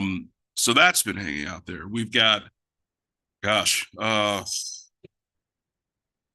Zacharias, who we have a CCNA agreement with, planner. She's with Chin Moore now. She's going to be coming to our February 6th regular meeting and presenting on the neighborhood planning initiative. And part of that presentation is also going to be the carbon neutrality net zero comp plan element. Part of that is another thing that's kind of been on the back burner, which is the beautification plan, which we've talked about for quite a while, that hasn't really, so that's another thing that's going to be rolled up in that's coming forward. We've got the open space and recreation master plan. That task order is going to be coming to the January 16th meeting for approval, so we can finally get moving on that, because that's something we've heard a lot for a while. That needs to come forward. We've got the tree planting and tree giveaways. Back on the November 7th meeting, we had community greening that had come. And speaking with a few members from the tree board, they had a few different ideas. We had allocated the $50,000 for that program. Now, if you guys remember correctly, as far as our procurement process is concerned, the city manager has up to $50,000. You would just need 3 quotes, and we don't have to bring that to commission. What I would like to do, and when I get with each of you, it would be nice if we actually put out an RFQ, request for proposal, or request for qualifications. So we do a typical contract, which is a 3-year with the ability for 2 additional 1-year renewals. So we basically essentially get a 5-year contract with one of these organizations. Now, when we're allocating money each year during the budget process, we're not having to go back. We have one particular organization on contract already, which can keep everything very consistent. And there's a lot of grant money out there. There's a lot of things, but if we have this process competitively bid, we now have someone on board already. So to get an RFP for groups other than the people that came and spoke with us, that There are that many, piece there of are it, many other, there right? I are mean, many just, organizations. but for out that there, function, but for that, correct. okay, And it would be an actual RFQ, like a request for qualifications, because we don't really have a set, like just for the Bryant Park we're talking about, we don't have anything set where we know exactly how many trees, what kind of trees, what location. We don't have anything for the scope that we can put out there that everyone's bidding on the exact same scope. Right. So we really need the qualifications, not an RFP. We've got Circuit, which, you know, as Commissioner Diaz had mentioned before, we met with them quite a while ago. It would have been nice to have this much earlier, so we had a few months under our belt before street painting rolled around. But Joan's been wanting to get this going for quite a while, so this is another thing that we want to get moving quickly. And again, I'll speak with each of you, but our goal is to, in January, bring forward at least the agreement with the CRA, because they're going to be running the contract. And again, we're just doing 1/3 of the funding. Another big thing is the PAR process, our city hiring process. There have been impediments, I'll say, just redundant layers. I think that, you know, in speaking with the HR director, we're going to be making some pretty swift changes, because it's really slowed the process down a lot. And we unfortunately have lost out on some pretty talented people. And when you're competing with the private sector and our neighboring municipalities, when you have a lot of talented people, they're not going to wait around for long. So if it's taking, you know, after we've decided we want to hire someone, if it's taking a month and a half to 2 months, that's just too long. Someone's not going to be out there for that long. So there's some things we can update. And Lauren Slayton, our HR director, and I have already got a meeting scheduled with our internal auditor, Will Brown, because he was actually already looking into our hiring process. So we've got I think it's January 5th, we have that meeting scheduled for, to kind of update him on what we're looking at changing and how we're looking at kind of expediting the process. I mean, once you've decided on that you want to hire someone, it takes 2 months to get them processed. We've had some pretty long,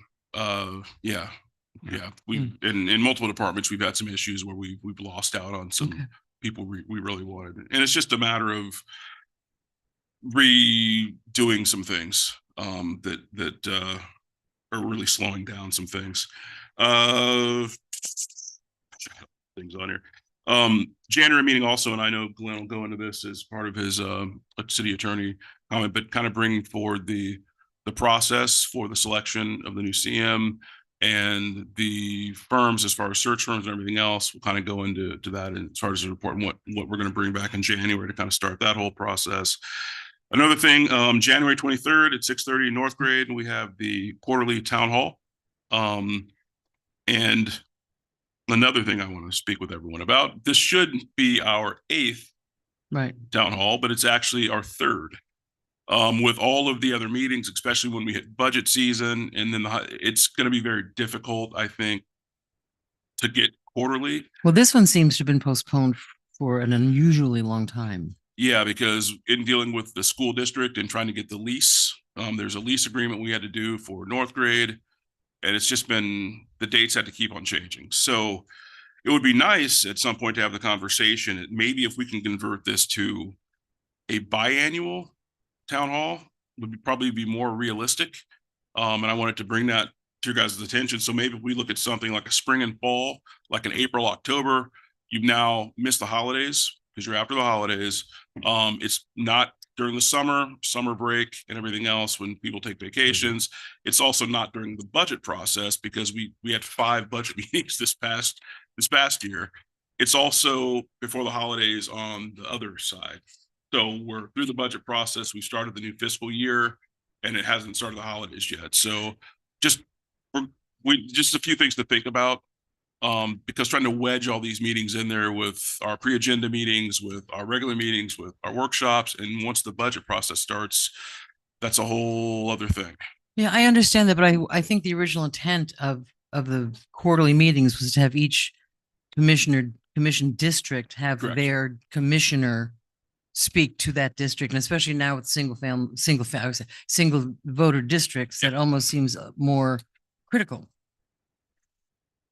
But It's just a matter of, the meeting stuff and is I hard. mean, you guys are all aware, trying to schedule. Yeah, and because I mean, we used to coordinate have 5 District 3 up at the schedules. church. I don't know what happened to that, but I mean, this lease thing seems to have held it up, but It was quite a it's something to think process. about. Yeah, it's something to think Our about. city clerk can definitely fill you in on that process. And Yeah, I don't know what she's very happened, but frustrated. it seemed to have been unnecessarily long. Other I- than that, I just wanted to mention that obviously holidays coming up next Monday and Tuesday, the 25th and 26th, the city is closed. And then the following Monday for Years. New Year's Day, we're Right. closed as well. And I wanted to mention that I had a previously scheduled vacation. I'm out next week. I go up north with the family to see my other family and everything else. So I'm out next week, but I can be reached on cell phone. I'm still easily reachable. And our assistant city manager, Troy Perry, is here. Mhm. So he will be acting city manager for the time that I'm out. The acting city manager? The acting, The interim the acting interim city acting manager? city manager. That is all I have, unless you guys need more. Thank you very much. I saw a couple like Mr. McVoy.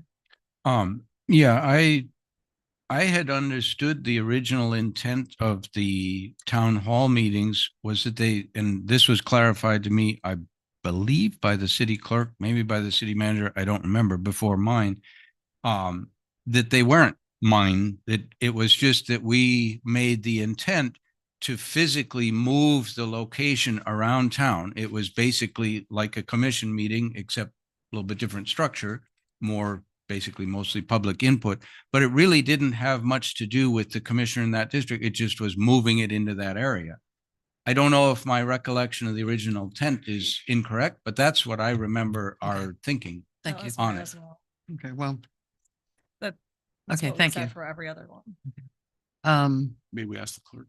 Okay, city attorney, And- are you, I think the idea of, I mean, I'm not opposed to trying to do for a year, but it does seem like the schedule. it's gets rough. No, it's difficult. rough. We have a lot of meetings. Was it Mr. Brown? Oh, yeah, thank you very much. Thank you. Unless I need more. That's enough. If that was Stop enough. it. City attorney's report. As Mr. Brown said, we're planning on bringing to you in the January meeting, proposed RFP to go out for search firms to search for the next city manager. Unless something Speak up a great little about- bit. Sorry, we're planning on bringing to you in January a proposed RFP for search firms. You have you review it. Once you bless it, then we'll go out on the street for a search firm to look for a city manager. Thank you. Okay, that's it. Oh, so And so happy holidays. Happy holidays. Mr. McVoy? I had a couple of things.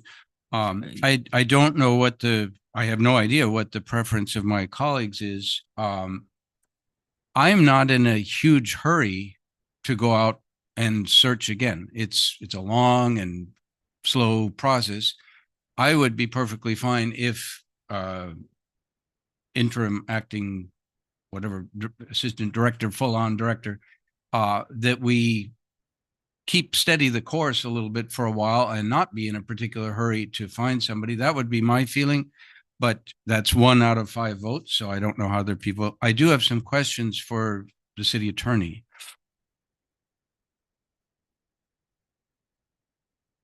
I think it would be helpful if you could clarify, because it's a legal technical term that sounds, at least to my ears, different than what I think it legally means. If you could clarify for us what it means to terminate without cause versus terminating with cause, because I think that's probably caused some confusion in the community. Mr. McVoy, you had a chance with commissioner comments. We really moved on in the This is a question for our attorney. Without in Yeah. Ms. Davis's contract, if there was a termination with cause, then she would not receive severance pay. If there's termination without cause, then she would receive 20 weeks of severance pay. The termination that you all voted on last week was without cause. So she would receive 20 weeks of severance pay, provided she signs a release. which would release the city for any claims. You receive that money and you can't sue for anything, Plus any accrued vacation time. and things like accrued vacation time. My other question for you, because you're our legal counsel that helps advise us. There was an assertion that the procedure that we used, the process that we used last week was unlawful. Can you clarify whether anything we did was, to your knowledge, unlawful? Objection said- asked, I mean, that question was asked last week and it was in the negative. But I think I told you last Yeah. week that was not unlawful. Right. Okay. Not.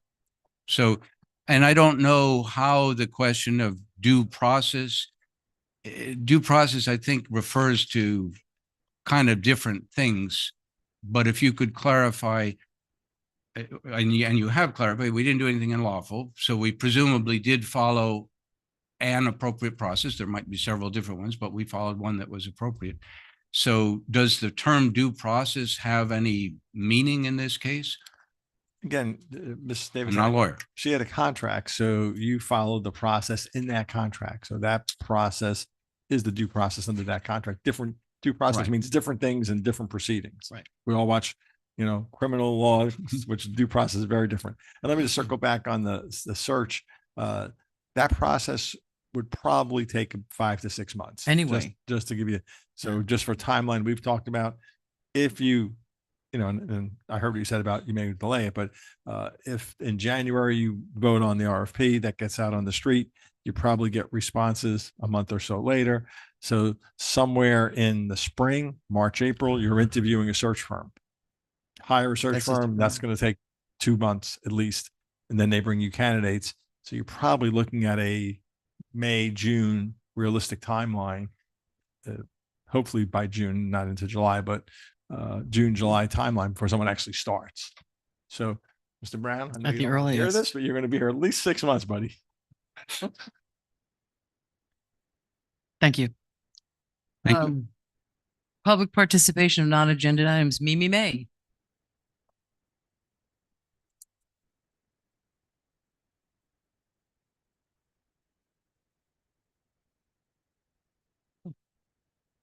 Oh, Hi, everyone. My name's Mimi May.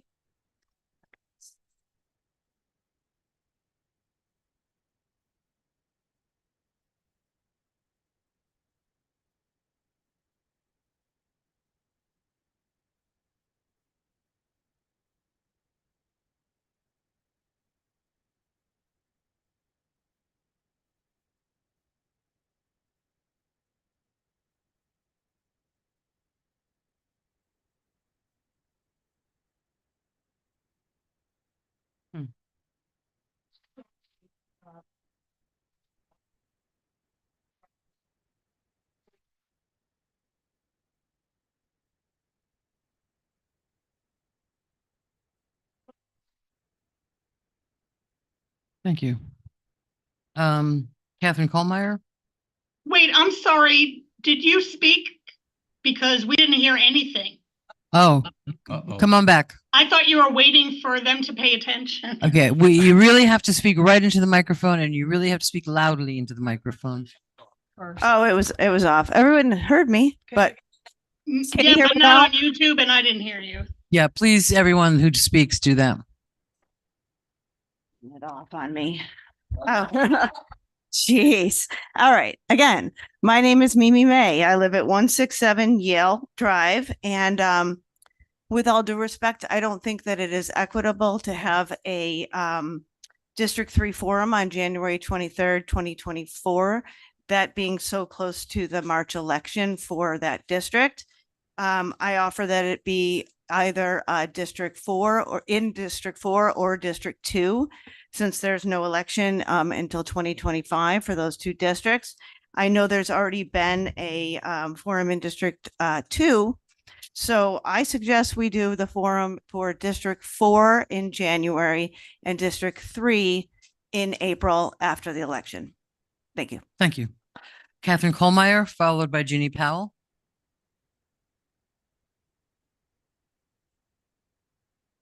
Yeah.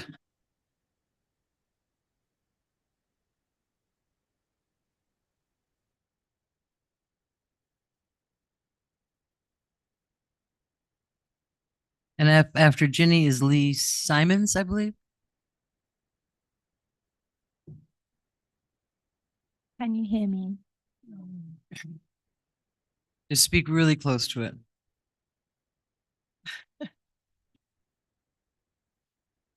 Can you hear me now? I can. In the Madam city Clerk, I got it.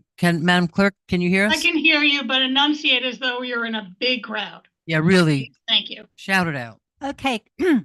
Catherine Colemeyer, 503 First Avenue South. Oh. So my prepared little speech is, I support Commissioner Stokes' difficult decision to make the motion and the Commission's majority vote to remove the city manager. It was a very tough but well-founded decision and shows the courage and commitment needed if the city is to be the best it can be. I feel a little bit shy about saying this, but I just couldn't help thinking that the city manager report that we received today exemplifies why maybe now we can be very hopeful about the city progressing some of the things that need to happen in the city. I remember an FAU housing study that I haven't heard anything about. There was the Treasure Coast big meetings over a year ago about the L&M Street, getting lots of input from the community, and a week at the CRA building where they put together people's ideas and then a presentation. There's been quite a lot of things that have just kind of disappeared, and that a considerable amount of money was spent on them. And I'm hopeful now that we'll see more progress in the city. Thank you. Thank you. Ginny Powell, followed by Lee Simons. Is Lee Simons here? Okay, thank you.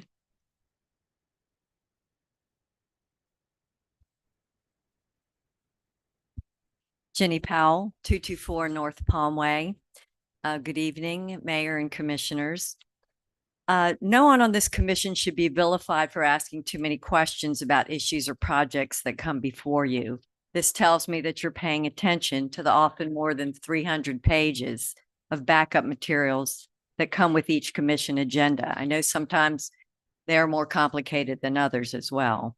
I'm thankful that you all are willing to do it, because I would never want to do what you're doing. So thank you. But it's called due diligence. And that is something that the former city manager, by her own admission, did not do with regards to the Head Start lease. This issue is only one of many that resulted in her termination last week. Another was the lack of transparency that occurred by not publishing data and real projected costs. During her 2 years, this lack of information allowed conspiracy theories and division to spread within our city. This has been demoralizing to me personally. The decision to terminate the former city manager was difficult but necessary and was not taken lightly. The majority commission did the right thing. I have high hopes that this commission, with an effective city manager, will move forward with some projects that have languished for a while. Thank you. Thank you. Lee Simons, followed by Rich Raphael.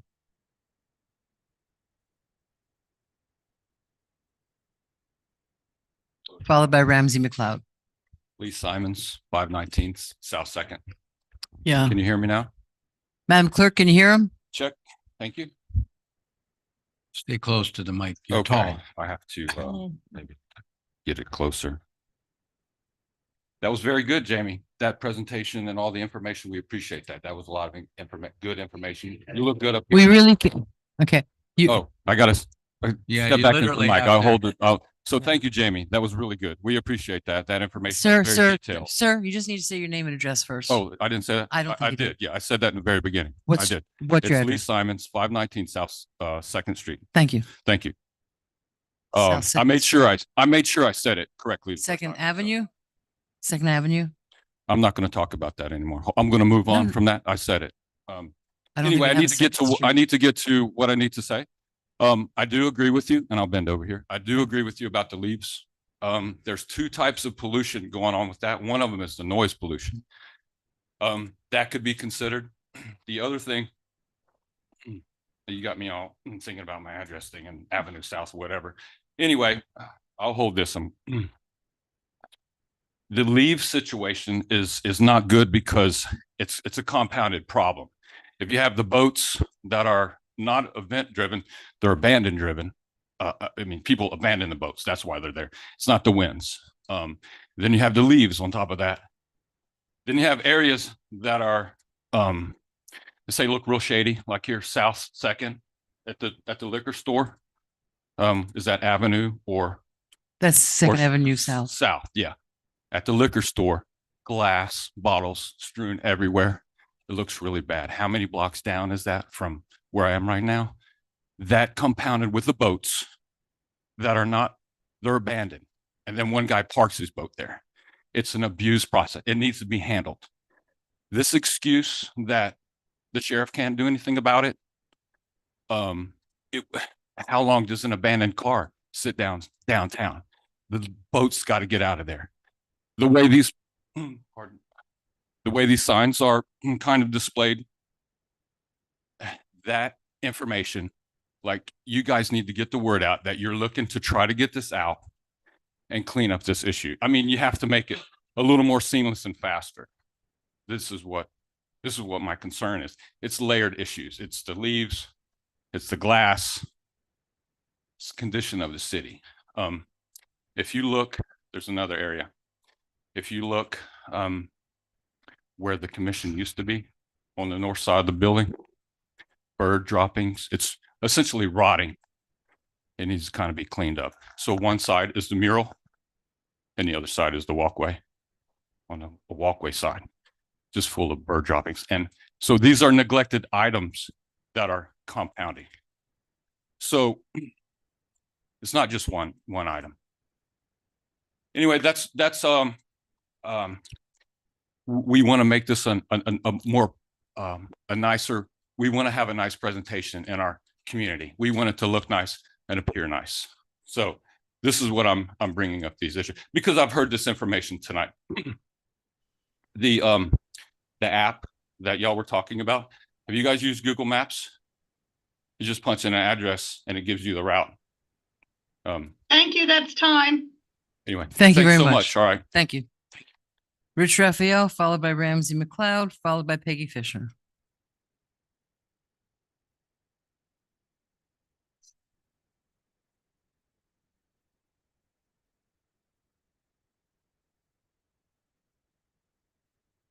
Am I loud enough? So far, Tip it up a little bit, maybe. Rich Raphael, 832 North J Street. Let's talk about transparency. Transparency is the horse that the current commission rode in on. No more bad old days when the citizens were not only ignored, but willfully kept in the dark, they said. The commission that believed they knew best was being replaced with sweetness and light of one that would keep the citizens informed, hear their concerns and wishes, and act in their interests. So how's that working? When an advertised performance evaluation turns into a lynching,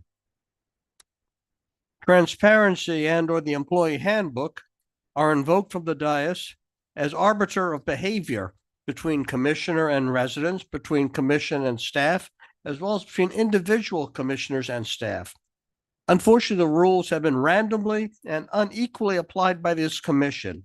In one case, the handbook's privacy clause was invoked as a protection for a commissioner, while transparency was weaponized to oust the city manager. The voters saw this unequal distribution of force and blew up social media.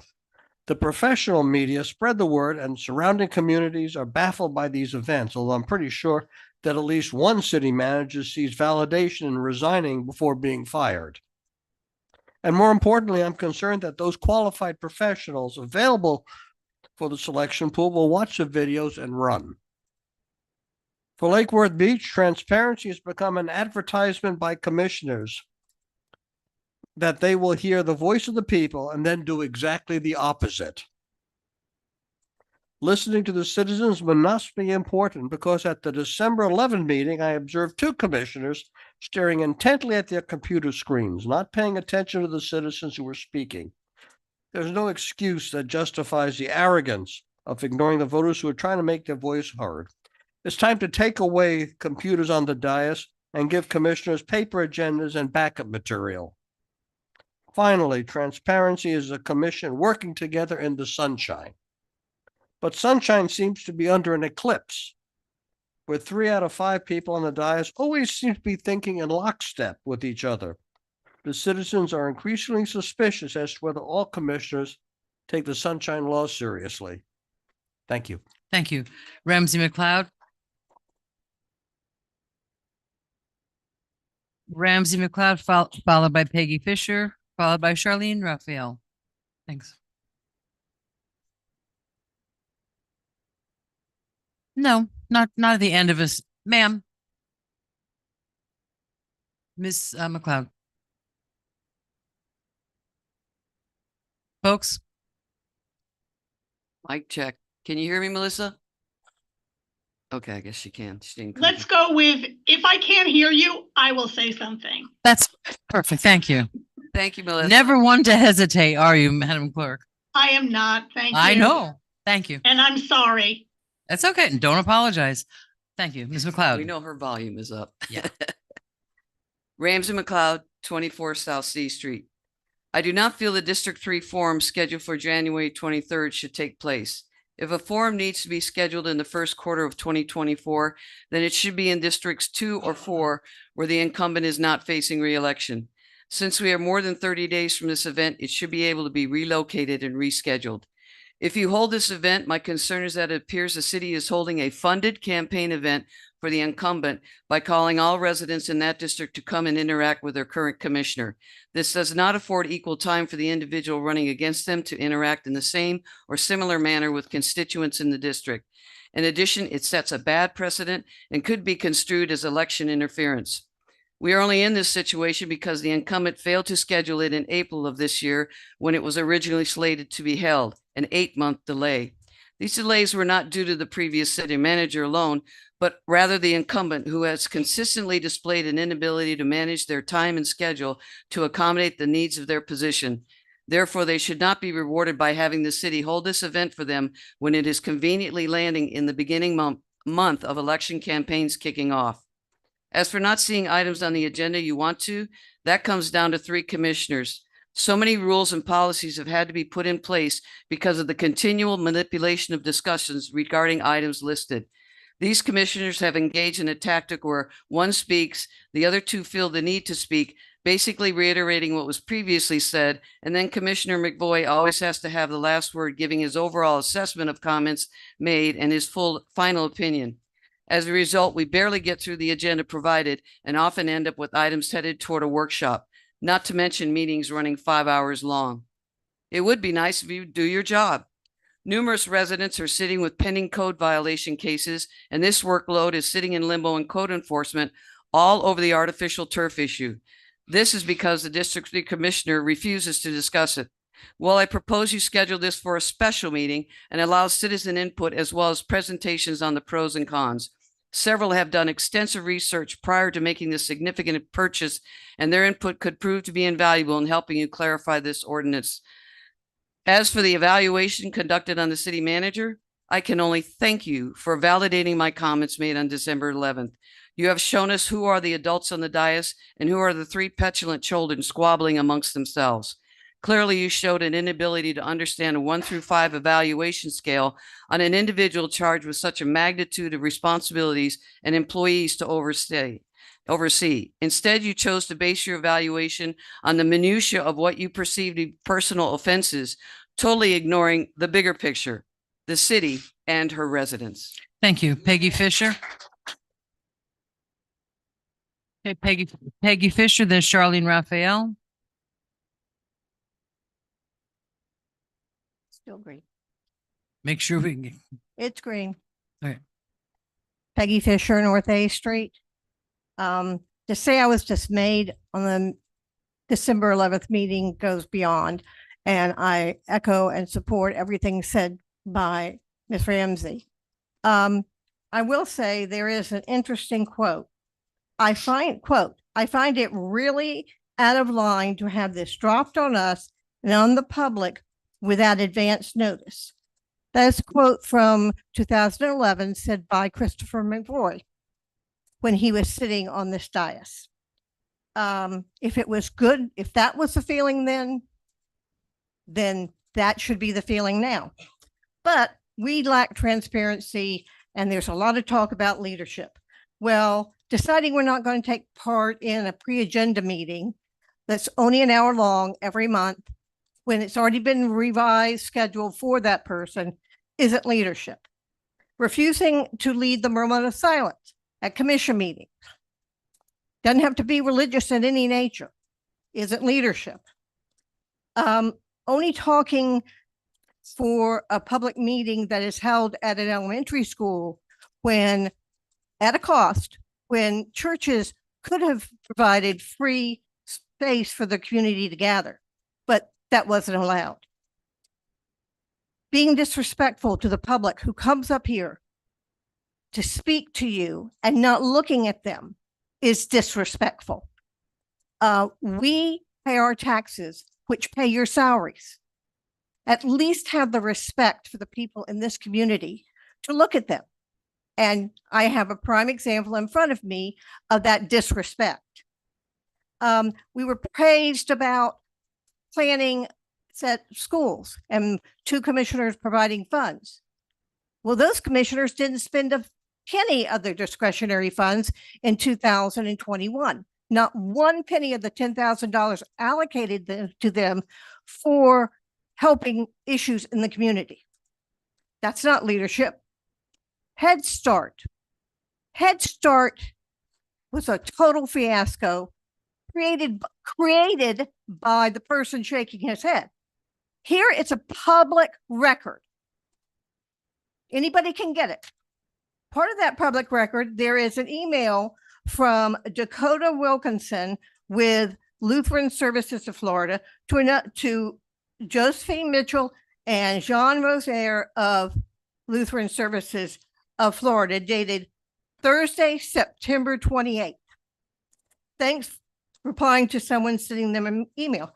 Thanks for sending this over. I have been in touch with Carmen, who is working on an extension for us for another year. September 28th. Into that one. That's ridiculous to keep saying we didn't do this. We didn't do this. Lutheran Services knew before the end of September that they would have a new lease. They knew it. Black Thank you. and Good white. time. Thank you very much. Charlene Raphael, followed by Tom Conboy.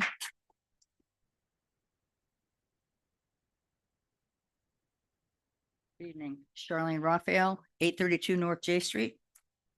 Please hearken back to the December 5th commission meeting. Can you hear me now? Can you hear her? Okay, and let's talk about best practices as they apply to the city commission's evaluation of the city manager. To her credit, Commissioner Stokes was seemingly on top of it as she brought forward new business agenda item C, consideration of the format for the city manager's performance. Commissioner Stokes stated that she wanted to make sure that everybody was on the same page about what to expect. She wanted to ensure that everything runs professionally and smoothly, following Robert's rules and not talking over each other. She talked with the city attorney about allowing public comments. Check, check, and check. She thought public comments should come before the commissioners presented their evaluations, so that the comments would focus on the city manager's performance rather on the commissioners' evaluations. I guess we know why now. Commissioner Stokes said that she has looked at processes other cities use to evaluate their city manager, and she's very much into using best practices. And that's a good thing, except when that zeal comes less than a week before said evaluation and without examples. Then at the evaluation, she stated that the evaluation is late, the first in 2 years, and she'd been trying for 11 months to address it. About those 11 months of trying, that seemed to say more about the commission than the city manager. What about those bi-weekly pre-agenda workshops that were reduced to monthly since everything was under control? Seems like an hour well spent to discuss a performance evaluation process and schedule. What about topical workshops? There's another opportunity to work through the nitty-gritty of the evaluation process and expectations. Were there any? Now, about those 2 years. The city manager has been employed 2 years. How long has it actually been since you agreed on her performance plan? When did she and you sign her performance criteria? How long has she really been performing against known metrics? And let's face it, the manager walked into a hot mess and in its current construct is not likely to cool down to accomplish anything. And that's a consideration that must be seriously addressed by the voters. Now, about those best practices, they're actually quite easy to find. Even a simple Google search will give you a multitude of guidance with examples. The Florida City and County Management Association offers training, podcasts, free webinars, no travel money needed, with an archive that covers pretty much any topic you need to know. Or go large by tapping into the International City County Management Association. You could go scholarly to the Public Productivity and Management Review. Best practices are out there if you want to use them for more than an excuse. And I'm pretty sure they don't include firing without a chance to respond or improve. Sorry it's too late for this city manager. Let's hope it's not for the next. Thank you. Thank you. David Sims, you seem anxious to come on up. Come on up, David Sims, followed by Tom Conboy, followed by Todd Velez. Thank you. Is the mic still up? Just talking to it. as long David as the lights- Sims, 715 North L Street. There are many members in the community who strongly disagree with the termination of the city manager last week. I didn't want the city manager to be terminated either. You know, I wish it didn't come to an outcome like this. But I feel the attacks against the three commissioners who voted to terminate the city manager's tenure are not reasonable nor justified. The commissioners who voted to terminate the city manager did so because they asked for assistance in many areas and did not receive support. There were also many city issues that were handled poorly. I won't go into all of them, but particularly the Head Start lease, which many in the audience are talking about transparency. The transparency on the Head Start lease issue was very non-transparent. Please keep in mind that in the early 2010s, a city manager named Susan Stanton was terminated as soon as a newly elected commission was inaugurated. They did not wait to evaluate her performance. As soon as there were two new commissioners in the commission, as soon as they took on, they voted to terminate a city manager that was doing a pretty good job. So while, you know, the decision to remove the city manager was difficult and it was unpleasant, I think it was the right decision. It was based on facts and analysis, and I support Commissioner Stokes, McVoy, and Diaz in the decision, and I support the job they're doing. Thank you. Thank you. Tom Conboy. Tom Conboy, followed by Todd Velez, followed by Todd Townsend. Thank you. Tom Conboy, 30 South M Street, business owner. First off, I want to say that the interim city manager's report this evening was very refreshing. It was thorough. It was practical, and it was extremely informative. And I look forward to more of those. I have certainly worked for both state and municipal government for over 17 years of my career. And at will is at will. And our city manager, once she lost the trust of the majority of the commission, it's time for her to go. And that's how it works. That's how it's done. I do appreciate Commissioner McVoy's questions to our lawyer earlier. And I would like those released as a press release from the city, because I think that those are very clear and that should be released by our city, because there's a lot of misinformation out there. And I appreciate Commissioner Stokes for actually making everything happen last week, because if we had drug it out, it would be even worse. And all these folks saying that we're not going to be able to find a city manager, that's actually false, because it's very good pay. We're a really good city. Now, if they really do care about Carmen, the more stink that they make, the harder it will be for her to find another job in another city. Thank you. Todd Velez. Followed by Todd Townsend. Todd Velez, 530 North G. This time of the year, the Meryl Streep of books, the Bible. You again, always on top. No, don't even include it. It's understood. It's a given that you're at the top. That's it. It's a joke. Proclamation for First Nazarene, where they're going to, they decided for the greater message, which will be Christmas, and then they'll have it come in the beginning of the year.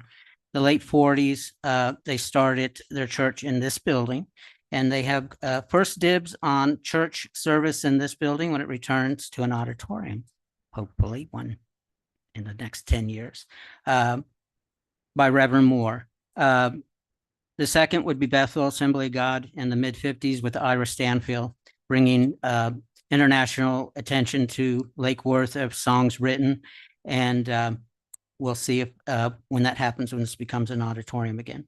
The show must be go on.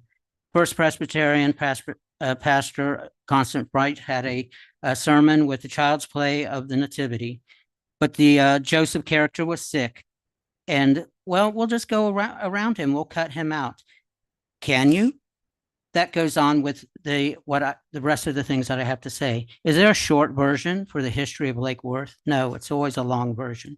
So many components, so many churches, schools, businesses, individuals, public events, and officials. 36 plus mayors over 100 years, of 100 years of residents, citizens, 500,000, a little more, a little less. So lucky. It's an honor. Where are we? Barton Road Baptist Church, gone, but its legacy is part of the city with the Barton Elementary School. And why? The First Presbyterian Church elder and mayor, Barton, said, if you want to buy the property and put in a church, you have to put in a school. The county won't allow it yet, but that's how that school started.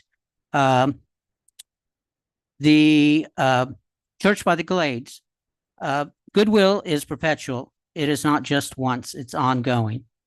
If they had Lake Worth had a beautiful parking lot award every year, they would probably be up top. One idea would be to move it around. Other churches have shown interest. They wouldn't mind having it for a few months out of the year so it can be moved around the city as one concept. That's it. I would like to see with the parting of the city manager, she displayed an interest in the Dr.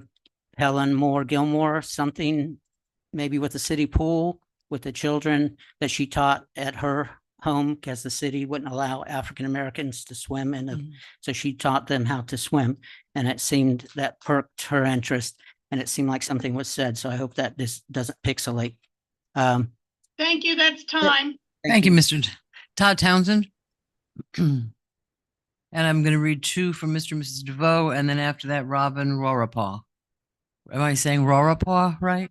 Thank you.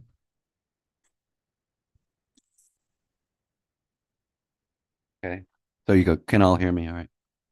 You've heard that happening back there. Thank Having you. a little fun. Can I do that? Sure. Okay, great. So I wanted to, my comments are about the circuit. Name and address for the record, please. I'm sorry. My name is Todd Townsend, 502 South J Street. I wanted to talk about the circuit situation. First thing, let's talk about beach ridership. We just paid $250,000 to put in a stop for the regular buses to come and stop at the beach, which has almost zero ridership. So we're dealing with a situation here that's like inorganic. Bringing these vehicles in here is inorganic. I like them. I like the idea, but we're not like a jam-packed town with people walking all over the place trying to get elbow space out of people. I feel like we're trying to force this issue into our downtown. Okay. So so it takes business away from the palm train that we already have going on now. Question, who pays while these vehicles are just sitting there if there's not a lot of riders that day? Is that us? Are we paying that, or is that a business? This is, I spoke to the gentleman when they were here the first time. Apparently, this is the smallest market. So essentially, we're an experiment with this company doing this business. So, and I think people need to take that into consideration. What about hours of operation? He said they close at like 10 o'clock. We're a town that hangs out till real late at night. I know everybody in here is up in bed at 8 or 9 o'clock. We're a nighttime city out here. And these vehicles are going to be closing down at 10 o'clock. Nobody's going to like that. It's not going to work. And let's talk about drunk people. We got a lot of people who like to party here. We like to get drunk. We have our fun. A lot of those people are going to become irate riding on vehicles with like, you know, are we going to have, I'm not going to put some drunk, crazy guy on the vehicle with, you know, somebody with a couple of young kids for them to become irate. That's a lot of that happens at night when people are drunk. So it's not adding up right there either. These vehicles right now, they go 35 miles per hour. They're going to go 50 miles per hour. They're going to be mixing in with all the traffic that we have out here. What do the crash test dummies look like? What do these vehicles look like after the crashes? That's what I want to know. And really, so that's it. And I just wanted to thank everybody for your time. And I think that you know you're going to do a good job here. I wanted to also thank Miss Davis for her time here. She was a very nice lady, and I think she'll do very well. And I met her son, who's going to be a real asset to this world. Very nice people, and I want to wish them luck. So thank you very much. Have a good night. Thank you. The next comment is from Mr. Ed DeVoe of 1106 South Palm Way. I think the commission should follow their legal advice of counsel. After ex-commissioners are gone, the city will have legal issues to deal with. Teresa DeVoe, 1106 South Palm Way. I do not feel due process was followed in the dismissal of Carmen Davis, and public comment should have been allowed. It feels that this was planned prior to the meeting. Robin Rappaport. No, now I said it wrong. Rorapah. Rorapah. And Robin after her- Rorapah, 319 Thank you. North M Street. Thank you. I think the manner in which Ms. Davis was dismissed last week was shocking. I would have been here to support a process that allowed her an opportunity, but I didn't come because I read what was on your agenda. And that was the posted agenda. And a special meeting is not a place where you take action. I mean, I listen to city commissions all over the state. And so I was surprised. I know your city attorney gave you the okay, but that does not give you the moral authority. The whole episode just kind of stank. We passed over in the passing over the assistant city manager did not help it look any better. I want to say if the former city manager is listening, I commend her poise during that meeting. I commend the achievements that she and the city staff and the current acting city manager were able to achieve over the next 2 years. I wish her luck, and I truly wish you luck in the coming months. But now that we've dismissed a seasoned city manager, I want to make sure as a taxpayer that the city proceeds in a search that involves a professional talent search firm and also the Florida City and County Managers Association. We need to have professional managers involved in this search so that we get the best qualified city manager, not just the best connected city manager. And I feel like that's very important. Lake Worth is a great community, but it would appear in the last couple of years that every decision is a battle to the death or a battle of 1,000 paper cuts. And we just need to try to move forward. I really think that what happened on the 11th was a disservice to this commission as a historic body and to the taxpayers of Lake Worth and also to the city employees. But it's done. And hopefully there will be a smooth transition over the next 6 months. And again, I really wish you luck, Mr. Brown, because you're going to need it. The community's a little riled up about this, and I think we have every right to be. Thank you for your time. Thank you. Naomi McGregor, followed by Adrian Copeland. Thank you. Good evening, everyone. Can you hear me okay? I'm actually You gave me bad. two cards. Well, it's just been a long time, so I wasn't sure if you. Oh, no, if I have it. mixed I up, had you it. I'm looking at your first card. Oh, gotcha. Okay. Thank you. So my name is Noemi McGregor. I live in 228 Ocean Breeze, South Ocean Breeze. And I am here in support of the decision to have a new city manager. And I think just what we're here today from you, reiterates more my decision or my support for the commission. I am also here to address that the need or stop having meetings about last meeting when we had so much to do, for the city. While I do not doubt the capabilities of Mrs. Davis, she fell short on her performance, and that's it.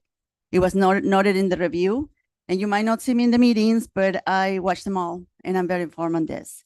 I am here because we elected this commission to do the work and the diligence to ensure that the people that work for the city and we pay with our taxes perform their duties.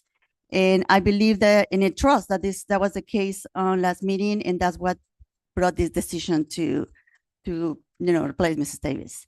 I also believe that it was done in due process. I am here because I believe the city manager, Mrs. Davis, should have done a better job. There are items that were voted in the beginning of the year and have not been done. We have many more items that should be addressed, and they're not, again, because we are back into talking about the meeting that we had last meeting. This is happening all the time here. I will not be able to list all of the items, but I do want to mention again the head start, and I will continue talking about that one because there's a lot of misinformation. I actually heard that Mr. Commissioner McBoy was the one who wanted to get rid of the head start just in a past, meeting. Crazy. So I think I agree with the gentleman that this thing should be addressed and actually placed as of this is what really happened, and this was the process and it was followed correctly. I really think it's important. And I'm here also to ask Mayor Rich and Commissioner Malega to stop commenting outside this body against your fellow commissioners. They are in Facebook. It's just what it is. And I'm getting them from people, so I think that is not a right thing to do. We need to continue working. And to finalize, I would like to wish Mrs. Davis good luck. And I really hope that there's a severance package for her because at the end of the day, she worked for us, for the city. But again, it's a job and you either perform or you don't perform and you fire yourself, really. There is nobody else. They just had this commission actually had the duty, really, to do it for the city, for us to, make sure that somebody was performing or not performing and stop paying our taxes for that. And with that, I thank you. And I apologize. I'm going to have to leave right after my comment, but thank you very much for your Thank service. you. Thank you. Up next is Adrian Copeland, followed by Carla Bloxon, followed by Retha Lowe. Is Miss Lowe still here? Yep. Oh, there you are. Okay. Good evening, Adrian Copeland, North Conway. Happy holidays, everybody. In the words of Michelle Obama, when someone is cruel or acts like a bully, you do not stoop to their level. No, when they go low, we go high. Ladies and gentlemen, what happened last week was the lowest of low. We believe our elected officials should not take the low road as the three of you did. We believe in the high road of transparency and justice, not injustice.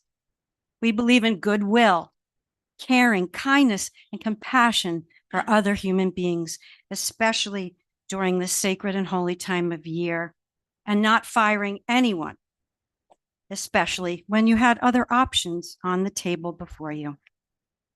The high road of reason and right versus wrong and ethical standards and our sunshine laws, which we are now questioning. The high road of honesty and loyalty, integrity and moral principles, and operating with a strong moral compass. Fair treatment and due process. If you Google due process, it means fair treatment and not being treated unfairly. And Commissioner McVoy, WPTV News quoted you as saying that Miss Davis was slow to move on a number of issues, when you yourself are compulsively, consistently, always until the 11th hour, slow to move on a number of issues. Isn't that the road, the low road of hypocrisy? Because we, your voters and taxpayers, expect our elected officials to continuously seek the higher roads and not the lower. Thank you. Thank you. Carla Blockson, followed by Ms. Lowe.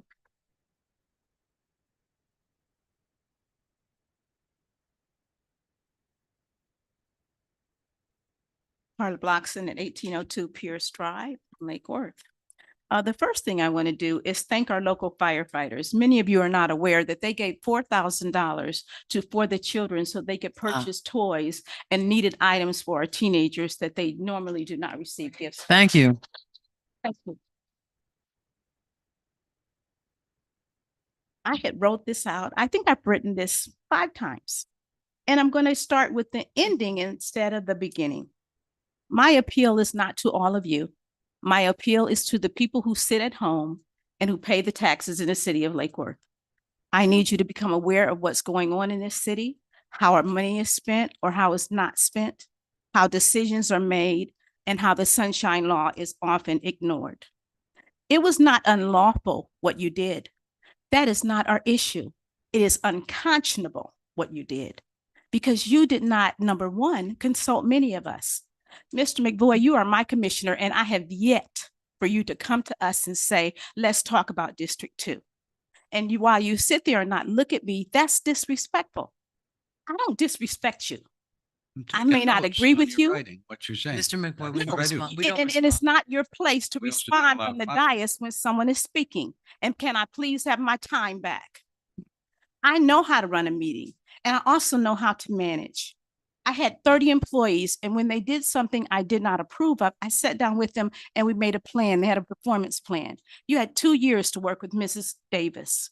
You could have at any time said, this is when we're going to have your annual performance review. These are my areas of concern. Some of you gave your performance to her the same day you fired her. That is what we are upset about. We're not upset about that you did it because that is your right. But how you do it, how you handle business is a reflection of us. And it's a reflection of whether or not this issue is going to end up in court. And the city attorney said, this is not the place nor the time to do this. Perhaps you'd like to do this at a commission meeting where residents would have a chance to speak. You willfully ignore that and you pack the room with people who agreed with you. I want you to pack the room with people like me. I try to see both sides of the issue. I don't have to agree with you, but I can listen to you and I can make a decision. I want you to listen to me. And I want you to listen to the people who are at home who are not here, who said, I got 10 calls before 8 o'clock in the morning for people to tell me, do you know what this commission did? You are my commission and I want you to represent my views. I want you to listen to me, listen to the people who don't stop you or don't come and repeat the same thing every time they come up. That's all we're asking. We're mad and we're fed up and we're sick of it and we will vote. Because you cannot continue to run a commission in a 3-2 manner. We probably need to go with the supermajority where decisions are made when you have 4 people on the decision. Because you can have 3 people and those same 3 people vote the same way every time. What happens with people who don't agree with the 3 of you? And it's not Commissioner Malego or Mayor. It's people who sit in the audience and say, how come they never listen? Well, I say to all of you who feel that they aren't listening to you, I suggest you vote and vote in the next election. Because it will be vital as to see how we will be able to continue as a city if we continue to go down this road. Thank you. Thank you.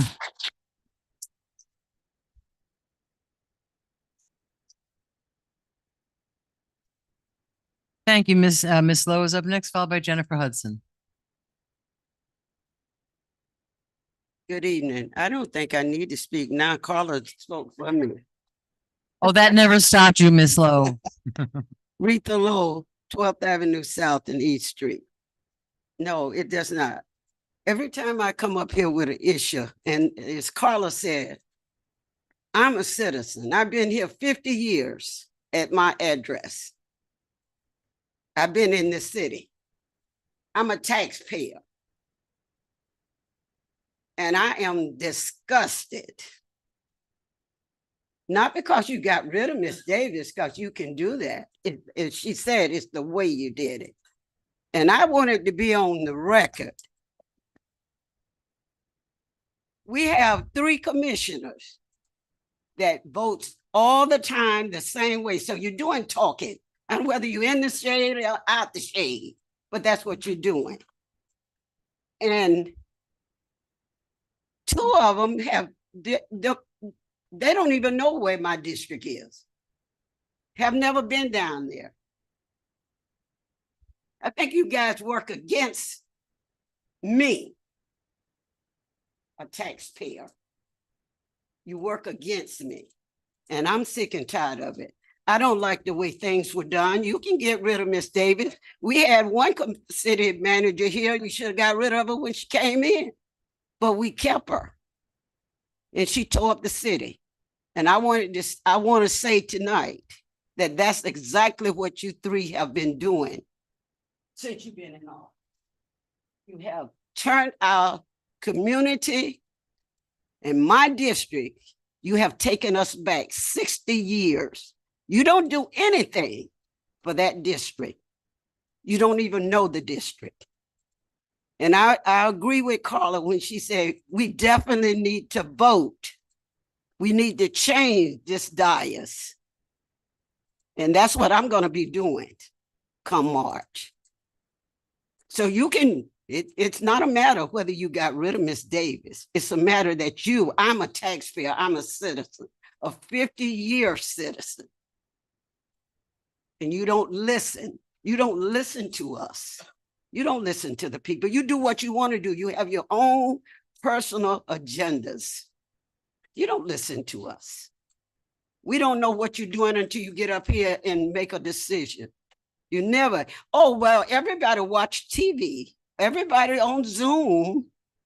Well, everybody is not there. But I am. So I wanted to be on the record that I will be working hard to dismantle this commission. Thank you.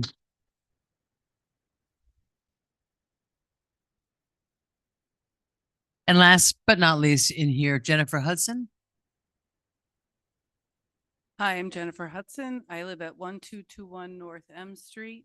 I have shared with. I'm sorry, could you speak up, please? Oh, sorry. I'm Jennifer Hudson. I live at 1221 North M Street.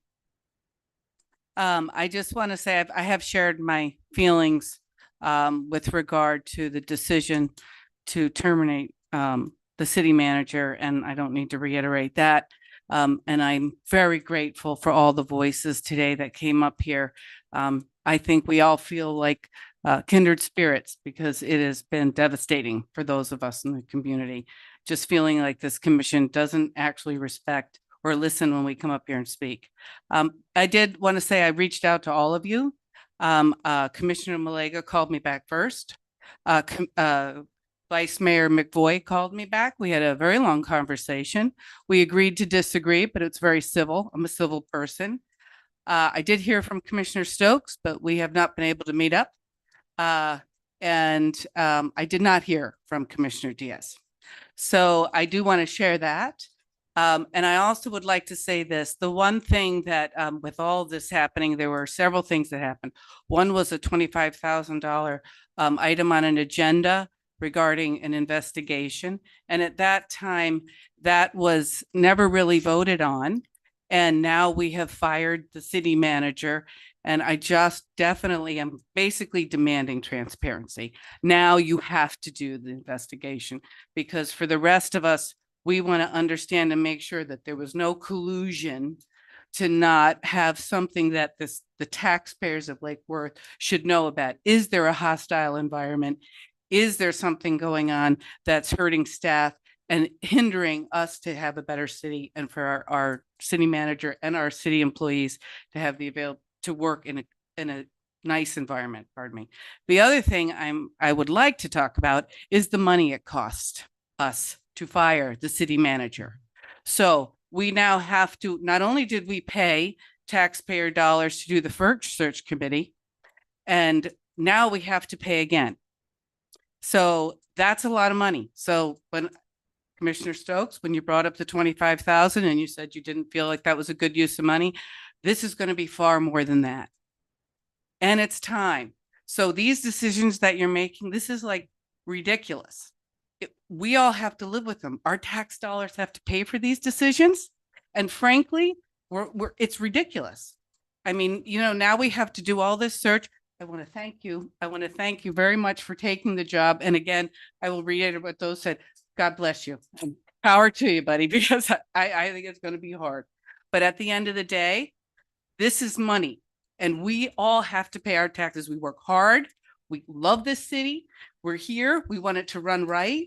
And the fact that you do these kinds of things and not explain yourself, I'd like a line item of how much is it really going to cost the taxpayers.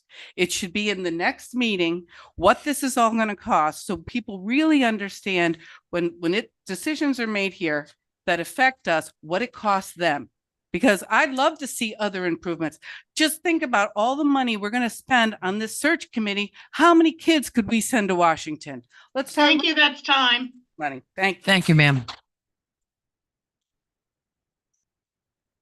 Okay, that's the end of the in-person comments. I know that there are about 16 or 18 public comments that have been submitted to the clerk's office.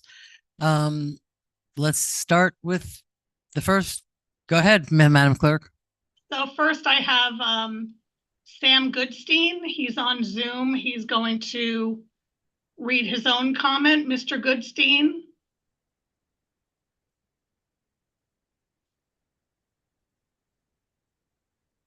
Mr. Goodstein, are you there? If not, I'll go to the first. Okay, I think he is there. You need to unmute yourself, Mr. Goodstein. There you go. Nope, you're back muted. There you go. You have 3 minutes. Got me now? Thank you. Yes. Sam Goodstein, 1717 12th Avenue South. Is my volume adequate? Yes. Thank you. I look at this commission and I see 5 smart people doing a pretty good job, and not an easy job. Among the hardest things in life is to admit a mistake. It's possible to give into pressure and say, I can't help what I did, and then for strategic reasons, give in reverse course. But to reflect back and say, gosh, I could have really made a better choice, is almost impossible, because we tend to reflect on it as an indicator of our own character. But let me tell you,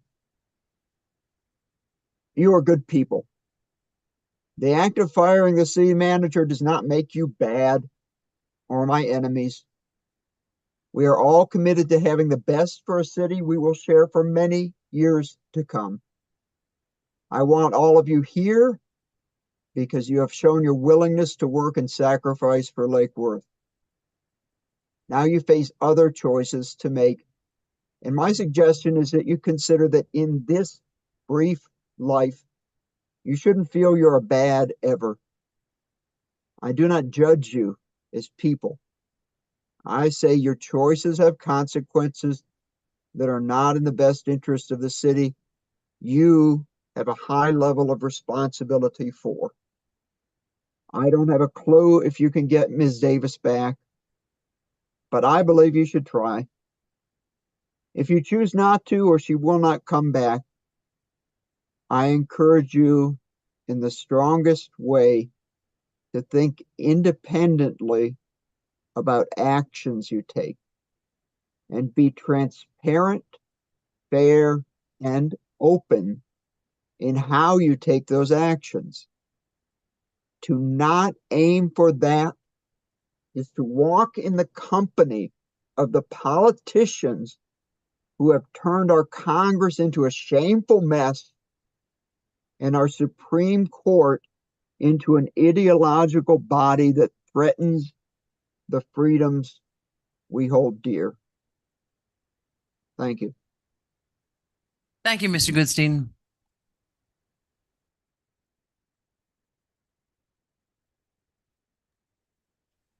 All right. The first comment is from Sam Smith, 109 North Palmway. I'm extremely disappointed that this commission fired the city manager without advertising the meeting on December 11th to the public, that this meeting was a termination meeting for the manager. Regardless of whether or not the manager should or should not have been terminated, the failure to properly advertise this meeting to the public, residents, taxpayers is underhanded and absolutely devious. Furthermore, it appears that 3 of the commissioners arranged and colluded to fire the city manager out of the sunshine. This is wholly improper, and these commissioners campaigned on transparency, yet they have engaged in the same improper behavior many voters rejected the prior commission for engaging in. Regarding consent agenda items B and C, which deal with playground improvements for Bryant Park and South Palm Park, what about the children who live in Parrot Cove and College Park, east of Federal from Lucerne north to the canal between West Palm Beach and Lake Worth Beach? Our children have no playgrounds at all. Shouldn't the city spend our taxpayer dollars on a playground for these children before spending money to improve the already 2 existing playgrounds in the southeast part of the city? As a taxpayer and a parent, this seems extremely unfair and unequitable. Our children in the northeast part of the city have no playground and no open park space, which leads to an unsafe situation where many children simply play in the streets. Please add a playground to the clubhouse area at the Lake Worth Municipal Golf Course. This is unused city land, and parking made it a perfect spot for a playground for our children. Stop neglecting the families and children in the northeast section of the city. Ramsey Stevens, 618 South K Street. Honorable Mayor and Commissioners, I urge you to immediately reconsider your decision to terminate our city manager without public notice, a performance cure period, and notably right before an election. This action starkly contrasts with your professed commitment to transparency and has significantly eroded public trust in your leadership. As a professional labor advocate, I am particularly troubled by the lack of a performance cure period for the city manager. Imagine being dismissed at your first job review without warning or a chance to improve. Your actions have not only placed our city at unnecessary legal and reputational risk, but also undermine the integrity of our democratic process. Moreover, the timing of this decision, so close to an election, suggests a disregard for the democratic will, reminiscent of the worst partisan behaviors in Washington that are so harming our country. Democratic governance should embody principles of good faith, consideration for the greater good, a constant striving for compromise, and adherence to due process. Reinstating the city manager with a proper performance cure process, especially during this sensitive pre-election period, would not only correct the current situation, but also evidence your commitment to these values, greatly aiding in rebuilding public trust in your leadership. Lastly, it is critical that you schedule a meeting to develop processes for improving your own work as a commission. Many of the complaints you expressed toward the city manager last week undeniably come back to your own failings as a commission. You had the ability to call a meeting to review the city manager at any time. Claims to the contrary imply a gross misunderstanding of your authorities and responsibilities. The same can be said for any policy wishes or actions you want our city staff to take. Immediate action to address these issues is not just advisable, it is imperative for the health and integrity of our community's democracy and governance. Ted Johnson, 802 South Palmway. The firing of the city manager by 3 commissioners at the December 11th meeting was shameful and embarrassing. It was totally off agenda and opens us up to all kinds of legal actions. This will cost the city a lot of money and unnecessary drama. Thank you to Mayor Resch and Commissioner Maliga for being the adults in the room. Eunice Vivar, 1408 North K Street. Good evening. I am writing in support of Kim Stokes and the difficult decision she had to make last week. Beyond just numbers, Ms. Stokes prioritizes ethical decision-making. Her unwavering commitment to transparency and accountability ensures every dollar spent serves the best interest of our residents. We need her continued leadership. Jill Carlin, 2381 Sunset Avenue, apartment 205. The city charter states that the commission is able to take steps when the city manager is not performing her at-will job. The city attorney verified that role of the commission Tuesday night. Kim Stokes had to make a difficult decision which showed true leadership. Ms. Davis is losing millions of dollars over a 10-year period of the Benny's lease and promoted a false narrative of millionaire Lee Lipton's eviction. She also took an unauthorized role in attempting to evict Head Start. Let's start anew with consensus, kindness, true leadership. Please stop destroying our historic buildings and instead restore them and see our coffers grow with sustainable development and forward thinking. Michaela Clanton, 419 North Ocean Breeze. I listened in last week, as many other Lake Worth Beach residents did, to the review and spontaneous yet coordinated firing of the city manager. I was dumbfounded as Ms. Stokes spoke about the city manager not being available. Ms. Stokes, whose voicemail has been full for almost her entire time as an elected, who almost never returns an email unless the mayor has been copied in the communication, who is the commission representative for the Education Task Force, attended barely half of our meetings. Ms. Stokes has made little to no effort to communicate with the residents in her district, at least until she announced her bid for re-election. She sits on the dais, always staring at her open laptop, never making eye contact with the public or anyone speaking to the commission. She must believe that her actions should not be questioned or judged, even though that is exactly what she had done. Suki DeJong, 2381 Sunset Avenue, apartment 110. I want to personally thank Commissioner Stokes, McVoy, and Diaz for taking responsibility and moving on to a new city manager, interim city manager Jamie Brown. I am especially pleased with the determination and leadership of Commissioner Stokes. It's not always easy to do these things, and Stokes showed us how it's done in no uncertain terms. She is an asset to our city, and I look forward to her oversight and resolve in future endeavors for Lake Worth Beach. Thank you. Michael McLeod, 429 North J Street. In a social media post in response to attacks targeted at Commissioner Kim Stokes related to the dismissal of former city manager Carmen Davis, the poster issued a sentiment that should be echoed. The city need more commissioners like Ms. Stokes, smart, principled, and professional. The vote to dismiss Ms. Davis could not have been easy, but one must respect that after a 2-year assessment, Ms. Stokes and her colleagues had enough time to draw a well-informed position as to whether the dismissed city manager was meeting expectations and adding value as the chief executive officer of Lake Worth Beach. There were public missteps by Ms. Davis that tarnished her. Clearly, there must have been in private equally damaging false steps for her to have lost the confidence of a majority of the commission. Calls that Ms. Stokes must go overlook the city charter driven obligation that city commissioners set and hold the city manager to a standard as it relates to the operation of and deliverables to Lake Worth Beach. When that standard is breached, steps must be taken to ensure the role is filled with someone able to meet the expectation of the standard.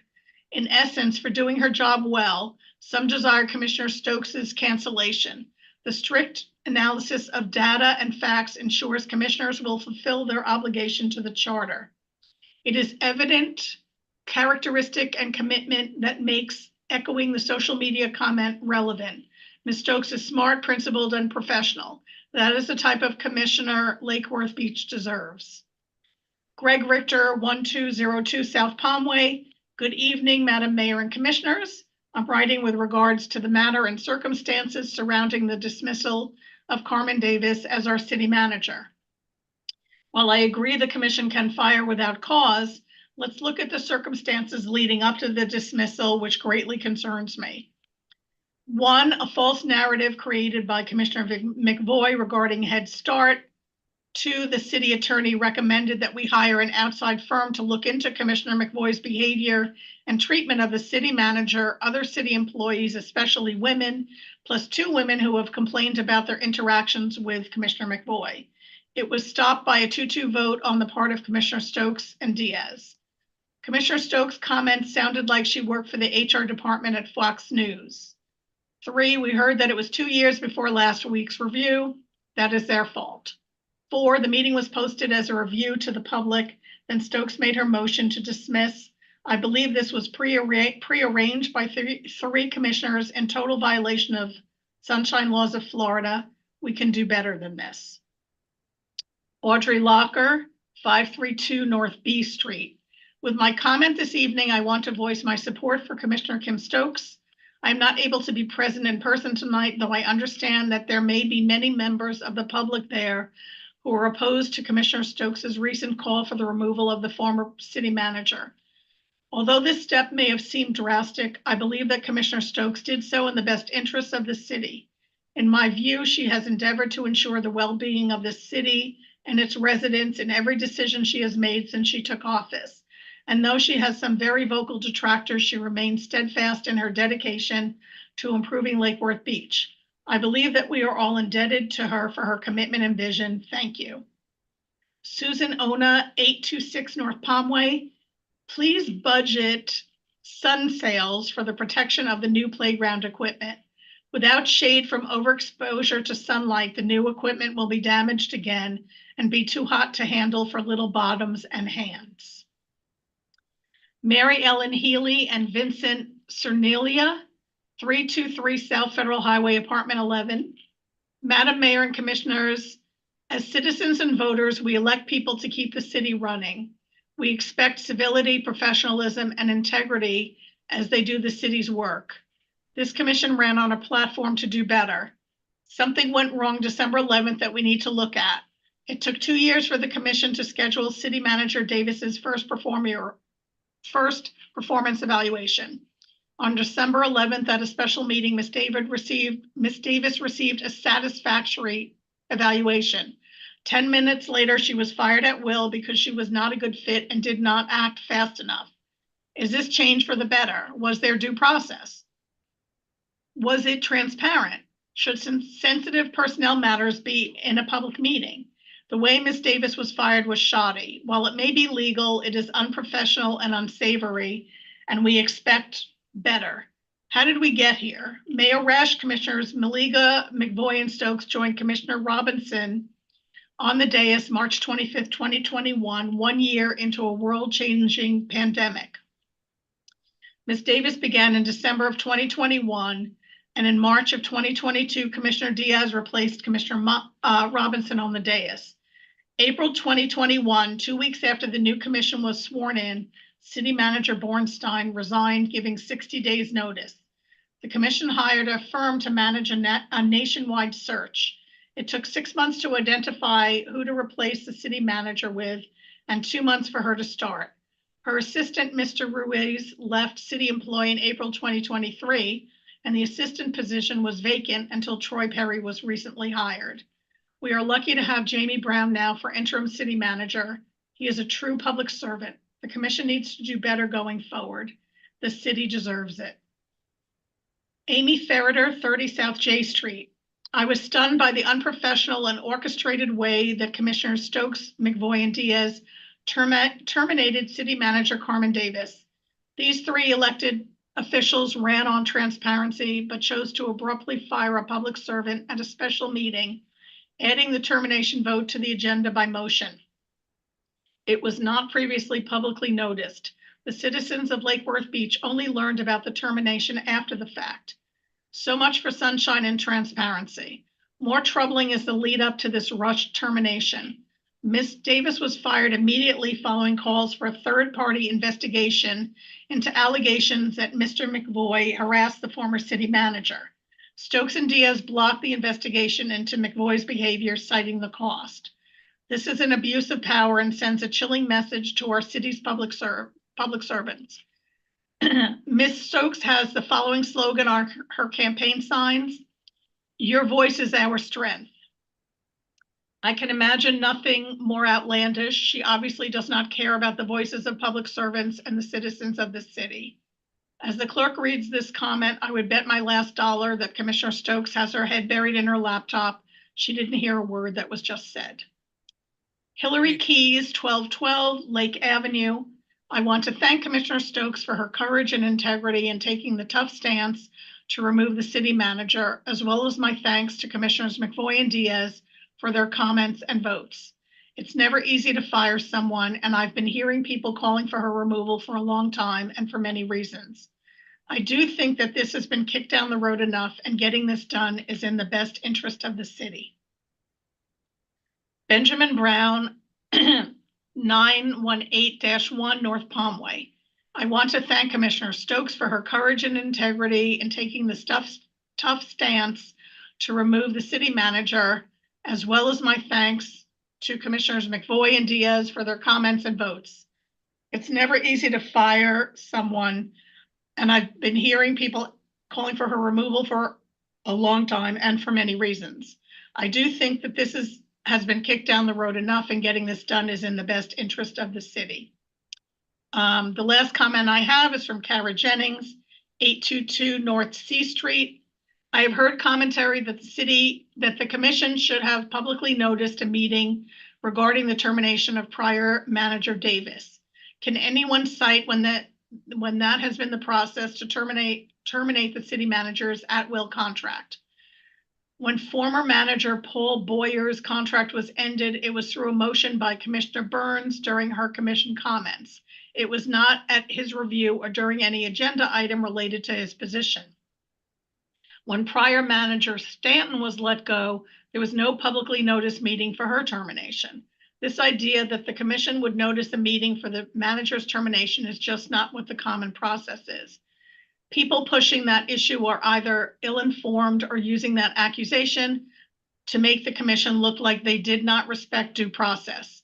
Manager Davis was a full year late on her review. Her contract required her to have an annual review, and as the primary person who sets the agenda, it was in her purview to get her review on the commission's calendar. It was only through the efforts of Commissioner Stokes that there was any review. Why did Ms. Davis neglect this part of her contract? Ms. Davis kept the city operational, but the manager's job is bigger than that. She was not moving many important projects forward. She rarely communicated to the public through her city manager's reports. According to the city's press release archives, Manager Davis did not release one press release in her 2 years as manager. When there was public outcry regarding the Benny's lease, Manager Davis released no statement. When the city was rewarded millions in funds for the electric utility, Manager Davis released no statement. When Commissioner Maliga and the manager made the big mistake of ending the Head Start lease with only 30 days notice, Manager Davis made no statement. I imagine terminating her contract was a very hard vote to make. That is what leaders do. They make the hard votes to move our city forward. I hope in the new year with a new manager, this commission can accomplish more for the residents. That is the last comment under public participation, Madam Mayor. Thank you very much. Next up is the approval of the minutes. Do I have a motion? Do I have a second? Second. All in favor? Aye. Thank you. I'm sorry, can you speak into your mics? I did not hear who made the motion. Mr. McVoy and Mr. Diaz seconded it. Thank And you. it was unanimous. Consent agenda. Do I have a motion? Motion to approve. Do I have a second? Second. All in favor? Aye. Aye. New business resolution. Oh no, we're going to take E. I've got it. E as A. E as A.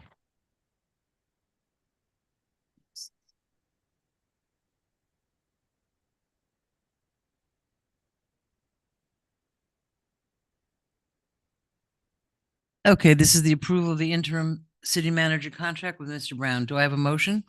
Motion to approve. Do I have a second? Second. We have public comment.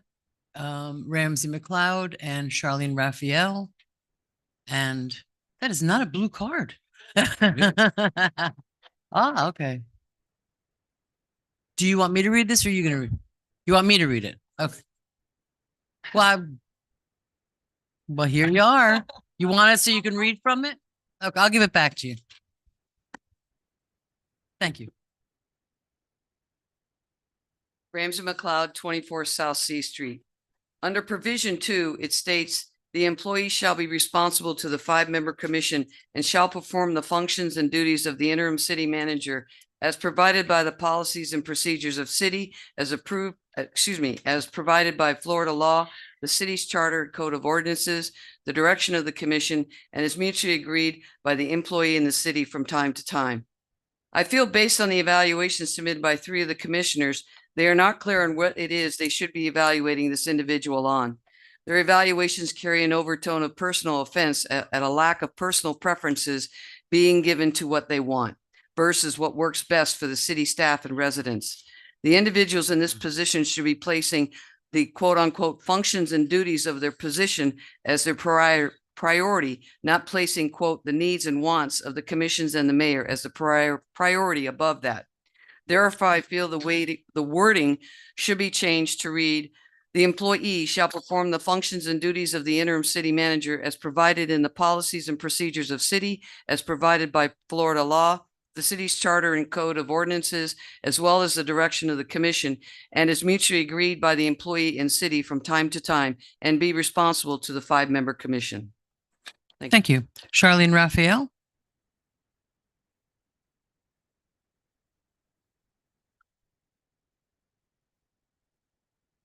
Darlene Raphael, 832 North J Street.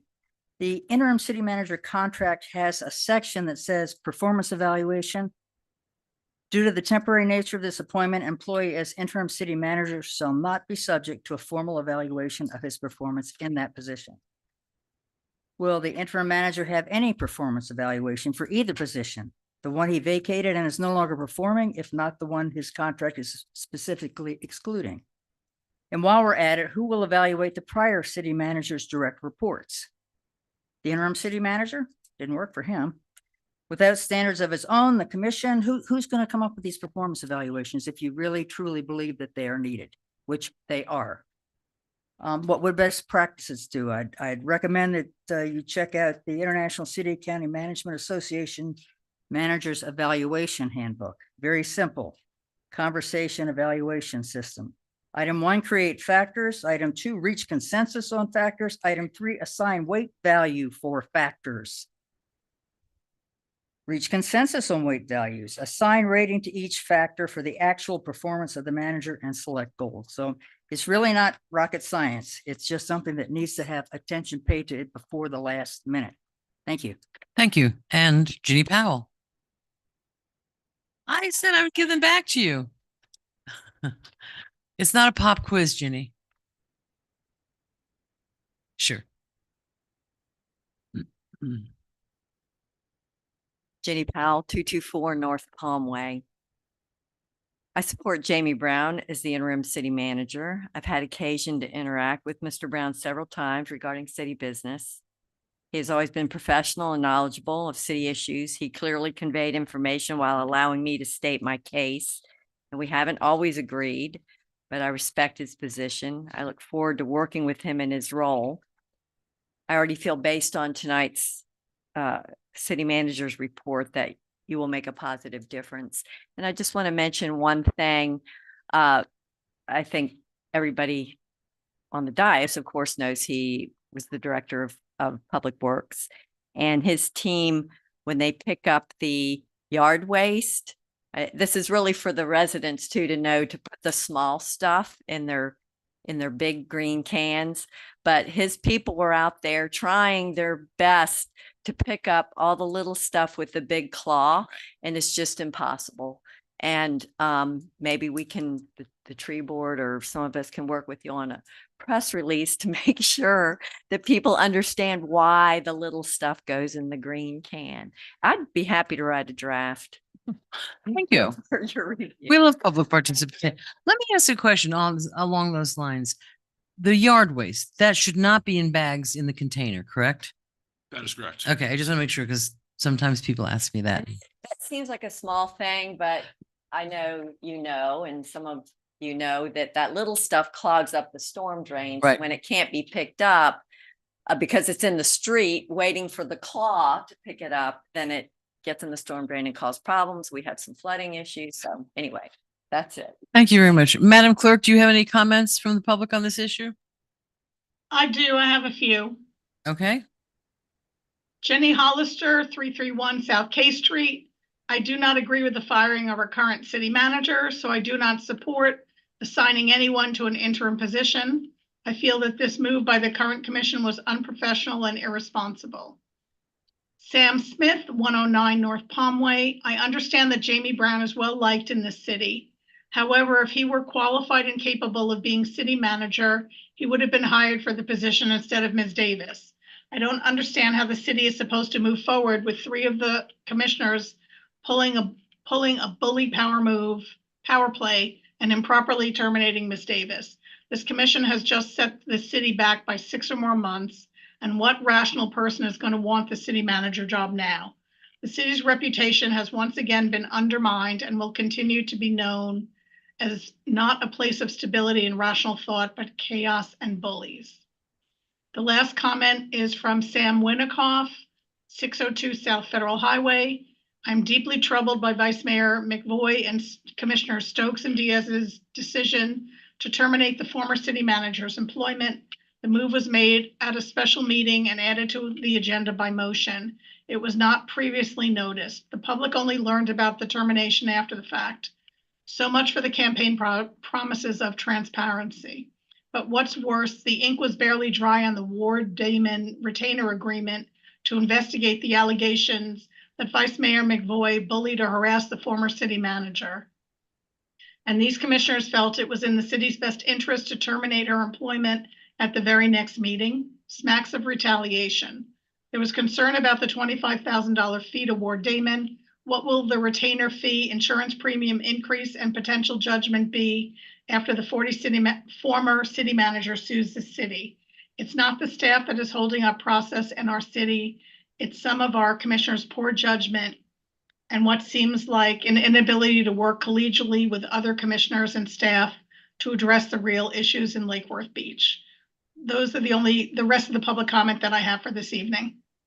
Oh, that, okay, thank you. All in favor? Aye. Aye. Any opposed? Nay? It's unanimous. Thank you very much. Officially. All right, I don't know how you're feeling, Mr. McBoy, but here we are. We're at A now, which is agenda title resolution. B. I'm sorry? I'm sorry, it's now B. All right, it's B. We're not too particular. Resolution 56-2023 consolidated utility revenue bond reauthorization. Do I have a motion? Motion to approve. Do I have a second? Second. That was Ms. Stokes. Are there any public comments? I don't have any. Madam Clerk, do you have any? I have no more comments for the rest of the meeting. I have All right. 2 curiosity questions, since Sam is here. Any idea how much diameter ID we lose with the lining? I'm guessing it's thin, but I don't know. Sam Hetty, Lake Worth Beach Utility Director for the water. I don't understand your question. When you that's do the the next item. lining on Yes. your inner diameter, Yes. it's nominally 36 now. I don't know whether it's OD or ID, but whatever it is, it's whatever it is now. When you do the lining, how much do we lose? How thick is that? It's an eighth of an inch. Yeah, it's nothing. So it's Irrelevant. De minimis. But it does seal it. It does. And I did Absolutely. think it was interesting, the cost, what I saw was like, I'm going to say 450 feet and roughly $90,000. That's right. I don't know what that works out to a foot, but it's not cheap. It's not cheap. Yeah, We're but it in our works. Business. But it works and it'll keep our pseudo sinkhole from being a sinkhole. That's correct. Let's do it. I do want to mention a couple things though. We had the water utility out all weekend as well. We had 50-mile-an-hour gusts and we had 25-mile-an-hour sustained winds for the Thursday, Friday, Saturday. We lost most of the lift stations over on the east side of town. So we had crews out making sure that when the fine folks flushed their urinals and such, it went where it needed to go. And we lost power at the plant a couple of times. So we had staff there ensuring that we didn't have any boil water notices throughout the town. And we do have an ordinance for the leaf blowing. It's part of our MPDS program. And so you have to do it. We have to do it. And it's in the ordinance in itself. And so we probably just need to educate as we move along here and resurrect the ordinance again and maybe read it out loud at some point. Does it say electric? No. I'm speaking only about blowing the leaves in the catch basins Right. and so on and so forth. And Right. So there's nothing in there about differentiating. Thank the- you. But it says don't do it in the street. That's correct. Well, then we need to get on that. Yes, ma'am. Thank you. Yes. And then I am remiss in not thanking your department for the Well, work that you did felt over a the storm. I felt a little slighted back. And I was going to say, and you have my deepest apologies. It's always about the fire and the police, but now. I meant no disrespect. I meant no disrespect. I know. My apologies. Yeah, thank you for correcting us. Mr. Brown. Well, since Sam was up here, just for those listening, NPDS, National Pollutant Discharge Elimination System. I know we sometimes do the acronyms. And Would you say that again slowly? National Pollutant Discharge Elimination System. Discharge Elimination elimination system. system. Thank you. So have to get we permits sometimes for it. forget and throw the acronyms out. And We do. People are always like, hey, last night at the meeting, when you said this, what was that? Just so where you asked about the lining, Commissioner, Vice Mayor McCoy. So that was item B, which is now C. So the item we were on was actually what used to be item A, which was the revenue bond. Right. For the members. Now I'm totally confused. Well, Do I need to know? A was the revenue bond reauthorization. For the Which is membranes now for B. RO. We're reallocating funds. Oh, yeah, we got to do that because that's ahead of the pipelining. We didn't do that. Right. So Yeah. I have a motion. I have a second. All in favor? Aye. Aye. Thank you very much. Aye. Newly ordained item C is a work order with Shenandoah General Construction for South End Street emergency stormwater pipelining dependent on bond reauthorization resolution 56-2023 approval, which has been approved. Do I have a motion? Motion to approve. Do I have a second? Second. All in favor? Aye. Aye. Thank you very much. Newly ordained D, disaster debris removal and haul off emergency agreements. Do I have a motion? Motion to approve. Do I have a second? Second. All in favor? Aye. Thank you very much. You're eloquent as usual. Newly appointed item E, which is the disaster debris management and support services agreements. Do I have a motion? Motion to approve. Do I have a second? Second. All in favor? Aye. Item F. Oh, no, we did that already, which was E, but now is Might be. F. Still F, yeah. What? I think it is F. It But didn't get- Well, we moved that one to A, so this one is still the last one, which is F. Resolution 57-2023, approving the 2024 agreement with the Supervisor of Elections and establishing the city's canvassing board for the March 2024 election. Do I have a motion? motion. Up. It's one of you. We'll give it to Commissioner Stokes. Motion to approve by Commissioner Stokes, second by Commissioner McVoy. All in favor? Aye. Do I have a motion to adjourn? Motion to adjourn. All in favor? Second. Thank you and very adjourn- much. And aye. Thank you very much. Aye. Good night, everyone.